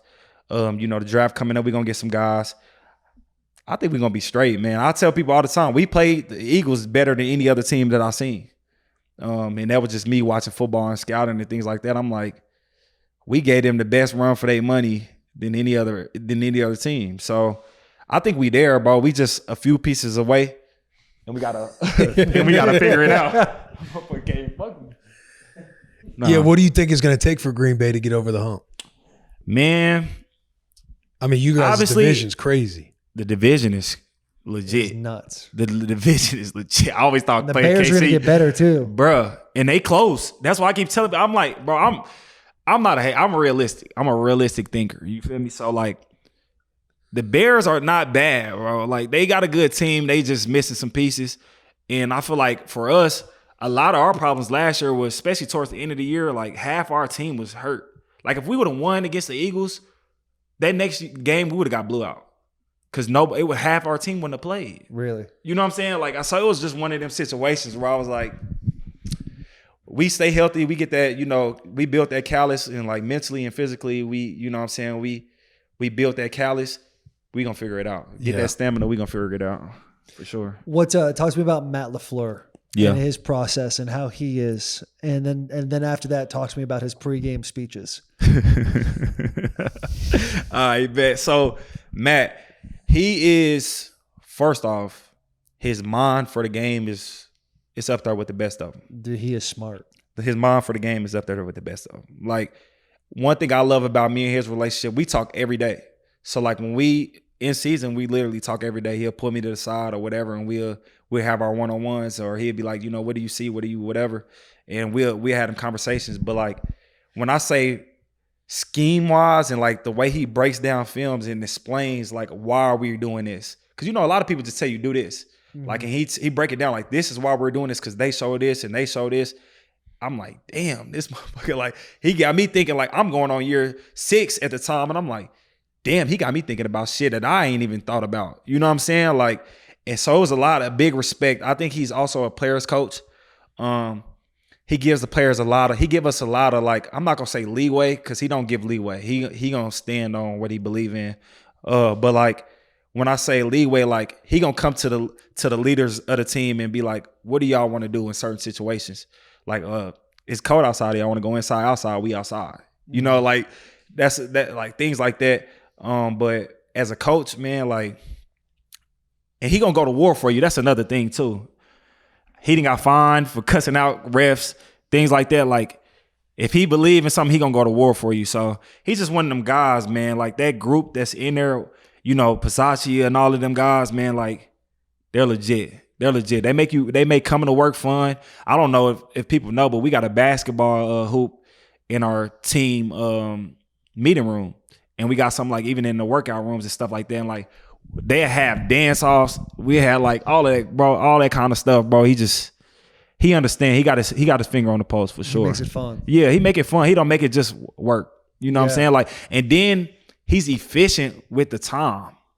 That's the thing that I love most. I'm not gonna lie to you, like, cause I'm already waking up at 5 every day. I'm not trying to be here from 5 to 6:30 every day. That's basically how I was at the Raiders. 5 to 6:30 every day. Here, we out by 3:30. You gone. You really? done, bro. Yes. On a Wednesday. Only way you staying longer is if you obviously taking care of your body. Mm-hmm. Right. But like if you already got all that, like me, I got a whole setup. Like, you know what I'm saying? So they like, I'll FaceTime them at home recovering. You know what I'm saying? So like 3:30, you gone. I'm like, this is different. Like, I actually feel like I got a day. Like, I don't feel like I'm just working the whole time. You know what I'm saying? Yeah. Like, and I think that that's something that helped us a lot, you know, like, especially like from a mental standpoint, it helped our team a lot. But we also got younger guys, and then each generation it gets a little weirder and weirder. They're a little different. So you kind of gotta like, for real, I'm just being real. Like how his voice gets like a little weird. It's a and weird. little different, but you gotta adjust. And I feel like he's one of them coaches that he understands. He has his finger on the pulse for sure. Dude, I feel like Matt LaFleur's mind being displayed to the public. A good example of that was Malik Willis when Jordan Love went down. Come on, bro. Because I played with Malik a little bit. bro. Man. And like I love Malik. Like he is one of those guys like in the locker room, always a smile on his face, always seems eager to learn. But when he was at the Titans, it was like he didn't know the cans. Like he had a really hard time picking up the playbook. Yep. And so when he went to the Packers, I was thinking, you know, I mean, I hope And he's playing in what week? Week 4. Week 3. I think Yeah, it was week week 3, 3 or 4. 4. Yeah. Because we went to Week that 3. game. Yeah. And I bet a lot of money on Tennessee that game. Yeah, Tennessee. Yes. I bet a lot because I was like, oh, Malik's playing. I know, like, you know, I just know he struggled with the playbook quite a bit because I really like him and I don't want to throw any shade at him at all. But he came out and he had a game. And you want to know what's crazy about him? So Malik, great dude, first and foremost, hard worker. Never shines the light on himself, always gives the light to somebody else. Like he's just one of them guys that you genuinely be friends with the rest of your life. But me and him, we had that conversation. I'm like, he said, bro, this is the first time I ever felt like I'm getting taught how to play. Like for real. And he said the way that they breaking it down to me and simplifying things for me, like I feel like I could just play again. He's like, I feel like I'm in college. Like I could just play. So that is something like, and even, you know, you seen it, the fans even kind of was like, damn, nobody expected him to play as good as he did. And he really balled, bro. Yeah. Like every game he played in, bro, he balled. I'm like, damn. Like it got to the point where everybody was like, ah, shit. like what we finna do? Like what's finna go on? But that's just a testament to him, bro. Like, and I feel like when you, like I said, bro, when you a good person, bro, and you work hard, I feel like everything else take care of itself. And he's just one of them dudes that we had this talk. I literally told him, I said, man, you keep putting this on film, like you might have some teams like really trying to come get you, like figuring it out. Like this next year, I was like, I don't know how long you gonna be here because you playing so good, you playing at a high level that like maybe you gonna get another chance at it. So hopefully, I hope he do, man. I think he definitely deserves another chance at least competing for that spot for sure. We brushed over it a minute ago because I know Coach LaFleur, he's tapped in right now, but his pregame speeches. Oh yeah, his pregame speech. Does he just give the mic to Bisaccia? I ain't gonna lie. I feel like he's not really a pregame speech coach. He had a few that he was like, okay, but he don't mostly like, he say the shit that need to be said. Let me say that. Like he keep it more like calm, and then he let the players take over. So like really the players we lead each other out. Like he'll say what he got to say, and then the players we'll talk and we'll hype everybody up, and then we'll lead out, you know. And he's always that way. Now his speeches after the game be fire. Really? His speeches Let's after the go, win. Coach LaFleur. Yes, His speeches after the win be fire. I ain't gonna lie, he be talking this shit then. You feel me? But before the game, he's more kind of chill. He's more like a calm, collected coach. Yeah, for real. Plays to his strengths. Yeah. Got to. Yeah. Do we get into the last question? Let's get into the last question. This Go last ahead. question is brought to us by Bud Light. Josh, you know how people will do anything for a Bud Light. Mm-hmm. What is something that you would do anything for? Can't say family. Can't say family. Could be an ambitious goal. Something I would do anything for. Damn. That's a loaded question. You got some low hanging fruit though. That's just waiting for you to pick it. What you think? Yeah, what you think? Ring. The Super Bowl? Yeah. But what's that's anything easiest. for though? Because anything Like is Mike very Vrabel, broad. when he's on the podcast years ago, he said he'd cut his dick off for a Super Bowl. No. You're not willing to sacrifice for greatness? Not for that legacy? greatness. That's an asterisk next to that greatness. That's what I'm saying. It depends on what Do you we think talking about when you're in the middle of the season, because you're always in that like top 3, do you have your mind on the rushing title, offensive MVP? Bro, you want to know something, bro? I've never once in the season came into a season with goals. Never, Really? Never in my life. Never. I feel like when you work hard on a every day and you literally give it everything you have, it's gonna play out how it's supposed to. And if it don't, I can at least live with it not playing out how it's supposed to, because I know I poured everything I had into it.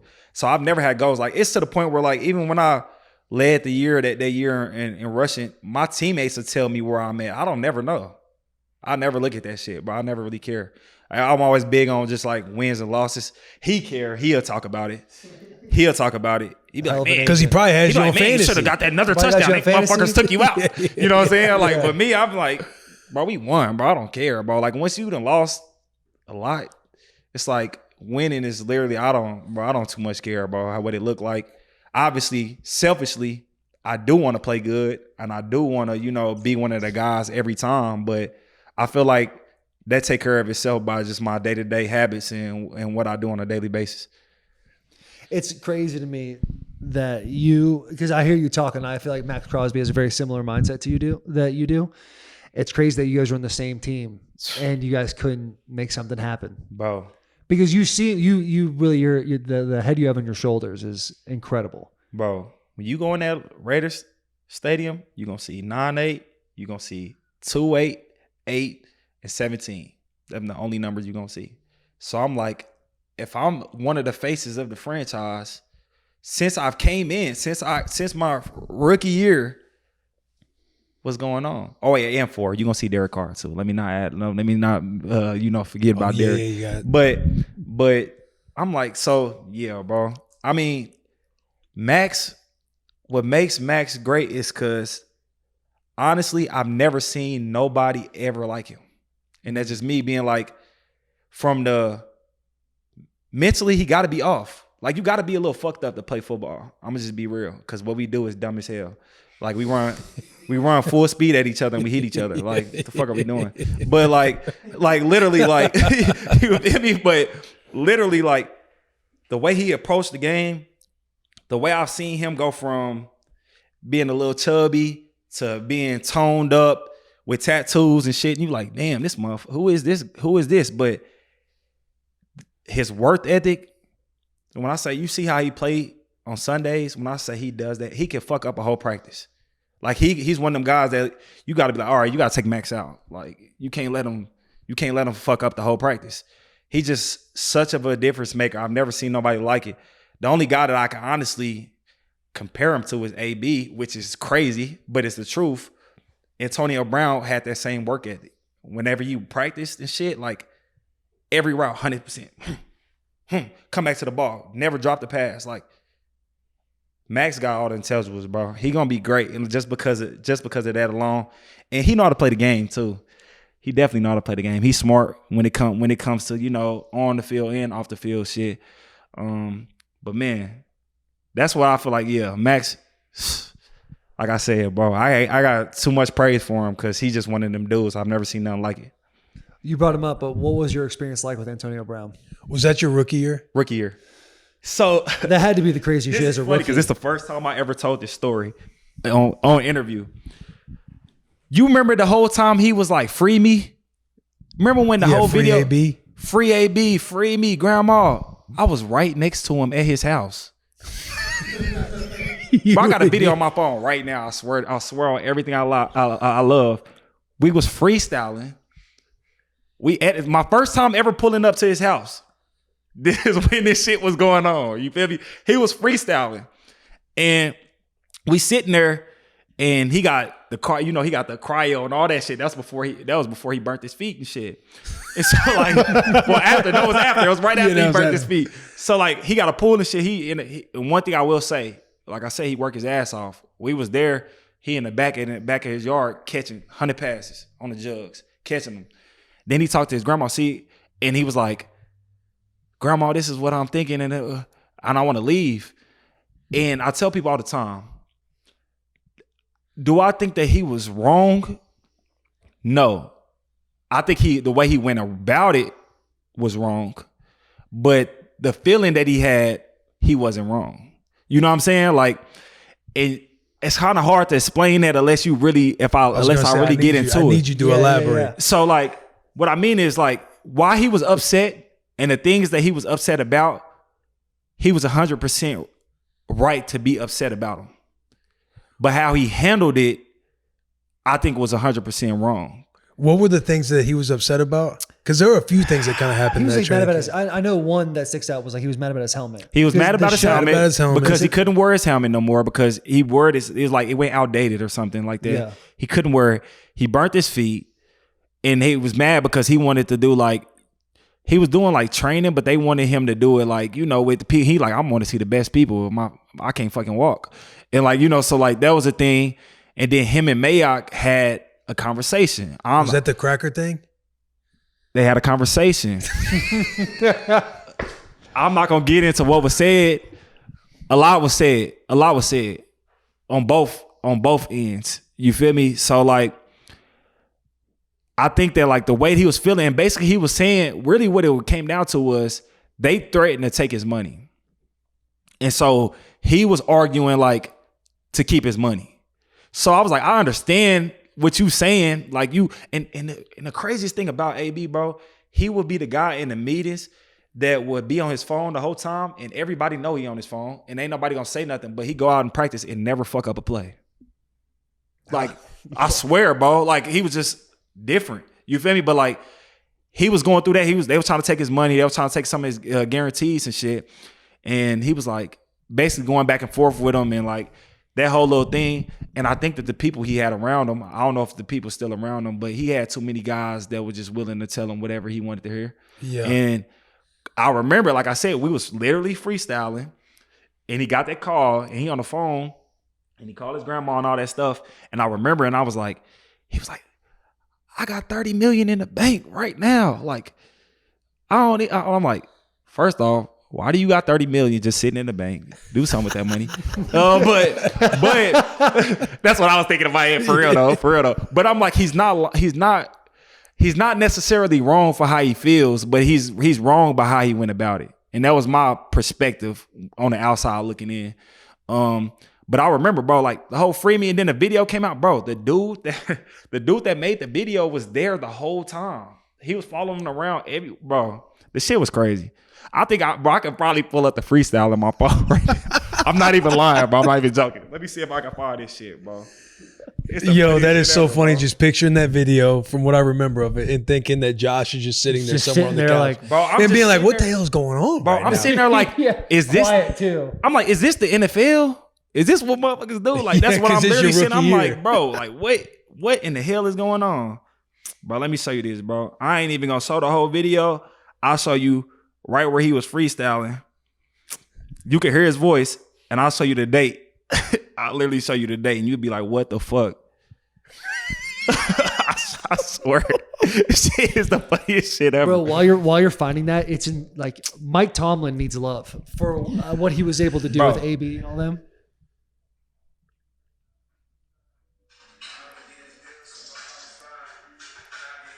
Who is that in the back? That is crazy. Bro, I'm telling you, bro. I'm telling you. I'm like, damn. But then when he left though too, I ain't gonna lie, it was like good and bad. Like obviously it was bad for our team because like shit, he was the biggest, probably the best player on our team. But like all the bullshit went out the window. It was I was like, okay, this is football. Like this is the league. Everybody started locking in all the media and all that shit. And we was on Hard Knocks too, so that was another thing. It was a lot. Yeah. But yeah, bro. Because I would hear too, like when I came in that year, that he would have like the posse or his crew, they'd be like in the locker room. We're like 20 people deep. Yeah. Rolling around the building with them. Nah, see, they might have trying to like train after hours, like yeah, just a lot of different stuff. Yeah. Like I remember he came in, and when they brought him in, he was like, y'all gotta fly me on the private. And then when he got there, he was like, I'm not paying for this. They got to pay for it. I swear, bro. I swear, bro. he But is like, a It's one of interesting optics. he was just different, bro. He was just different. But like I say all the time, like nobody could ever take away what he did on that field. I don't care bro, what he's nobody say. unreal. I don't care what nobody say, bro. You can get on the person, the man, as much as you care for or whatever. But like on that field, it's not like him and Max. Max, Tay. I ain't seen a lot like it. Like nobody else like that. Him, Max, and who? Tay. Devontae Adams. Devontae. Yeah, Adams. Devontae Adams. My bad. fault. That's Yeah. my fault. That's my fault. That's my fault. But like Antonio, like think about Antonio Brown, Le'Veon Bell, Ben Roethlisberger, Squad. Pouncey, all those personalities Harrison. on one team. James Harrison, all those guys on one team. Like Mike Tomlin needs to write a book about on, just man. those years. How he managed all that shit. Dude, that makes him such a good coach. Yeah. And the fact that Steeler fans are like, "Hey, Tomlin might have to leave," is Every the year. crazy every year. Yeah. They're like, they got to get him out of here. Yes. It's like that is. I don't think there's another coach that can handle personalities better than Mike Tomlin. He has Hell the track no. record for it. A lot of coaches don't even like when you got any kind of personality for real. You're right. So, like, especially if you look off. But, I mean, AB was just one of them guys, bro. I'm telling you, one of Different them guys. animal. Bro, one of them guys.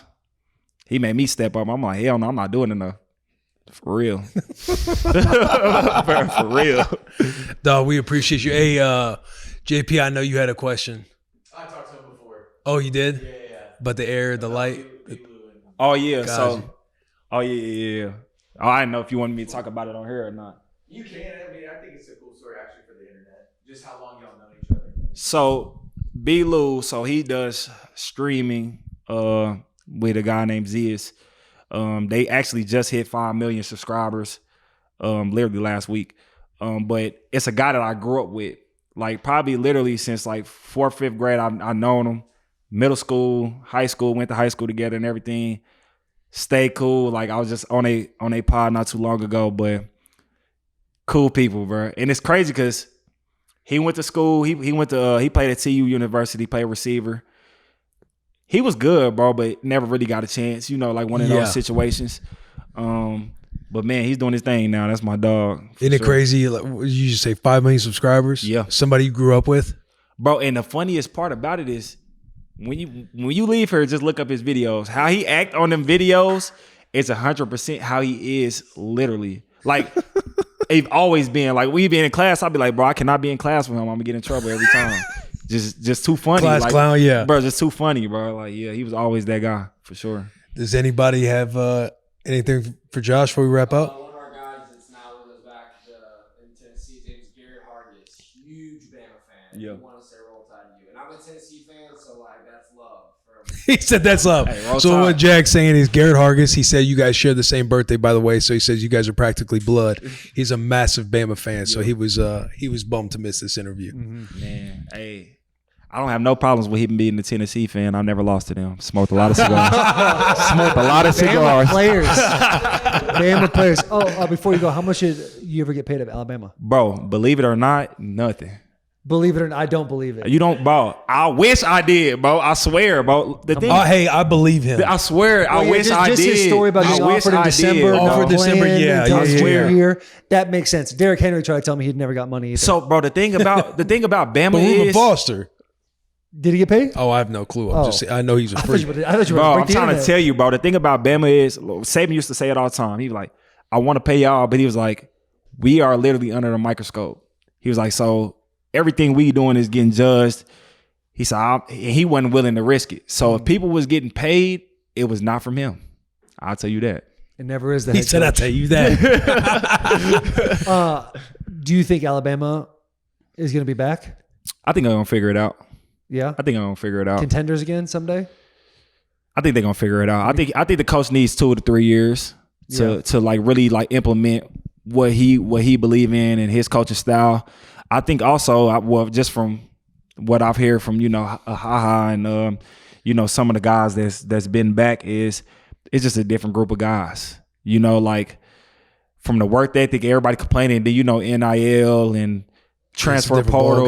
ballgame. Like Saban, like when I was in school, you had to almost work and play. You couldn't be like, I'm mad and want to leave because you would have to sit out. You know what I'm saying? Like now you could just go play. Like it's making the job of a coach very hard because it's almost like you can't discipline guys how you want to because it's just different. It's just different now. So, and I think that they told me something like the average guy at Bama makes like $300,000, and that's the ones that don't even play. Yeah, we were hearing So, some of like, those same things that at is Michigan. crazy. Yeah, bro. Could you imagine getting your scholarship check? Like, I want to say the floor, CB was telling us, like, you know, you could have somebody that doesn't do anything, and they might get $60,000. Yeah. Like, could you imagine getting your scholarship check of whatever that was, and then getting an extra $5,000 a month just from NIL? Bro. And that's somebody who's making 60. I'm not gonna lie, bro. Imagine 300. I remember I had like, you know, your fast one hit come in, and I had like 3,000. I thought that was a lot of money. The Pale Green. Yeah, the Pale Green. I'm like, bro, I got a lot of money. That's 3,000. You times that by 10, that's crazy, bro. I don't think that nobody at that age is really mentally or like prepared for that type of money. Like, I know, right? Do I think that they should be getting paid? Yes. But what I think is the way that they should structure the way that kids get paid should be different. I think that, like, you should only get a certain amount, and then the rest you get either when you leave or when you graduate, and do it that way instead of giving all these kids all this money To try and protect them. Because then not only are you protecting them from their selves, but you're protecting them from everybody else too. Think about how many stories we've heard about people's families taking their money, or, you know, people getting caught up in the wrong things and losing their money that way. And you telling me I'm 17 years old and I've come from nothing, and you're going to give me this amount of money? I'm not going to know what to do with it. Right. And then my first thing to do is do the things that I always grew up and thought that I seen was having money. I'm going to go get a car. I'm going to get some jewelry. Like, things that really, you ain't even got that type of money to be doing that type of things that early. You know what I'm saying? Like, it's just, I don't think that the way that they structured it is smart. Yeah. And the thing that I would say about Saban, I don't know if they still do it at Bama, that was the best thing beneficial for me was when you a freshman, they make you take broadcasting classes and they make you take financial literacy classes. It was like mandatory for everybody. And it taught me, because I'm like, shit, I ain't know nothing about credit. I ain't know nothing about none of that shit. Like, I literally learned all of that in college. You know what I'm saying? So for me, it was like, without that, I wouldn't know. I don't know if they still do that, but imagine me not knowing that, and then you giving me like all this money. $500,000. Yeah, like, bro, I'm not gonna know what to do with it. Like, Yeah. That is wild. Yeah. Good for Saban to do that too. Man, we appreciate you coming on. I know we've Appreciate almost y'all. ended this pod like 5 times, but for real, Hey, thank you. this has been awesome, bro. nah, Yeah. Thank you for definitely, coming man. on the Was bus. definitely. Openness, all on of it. Bussin' with the boys. Oh, yeah. Appreciate you. Come on, man. Big hugs, tiny kisses.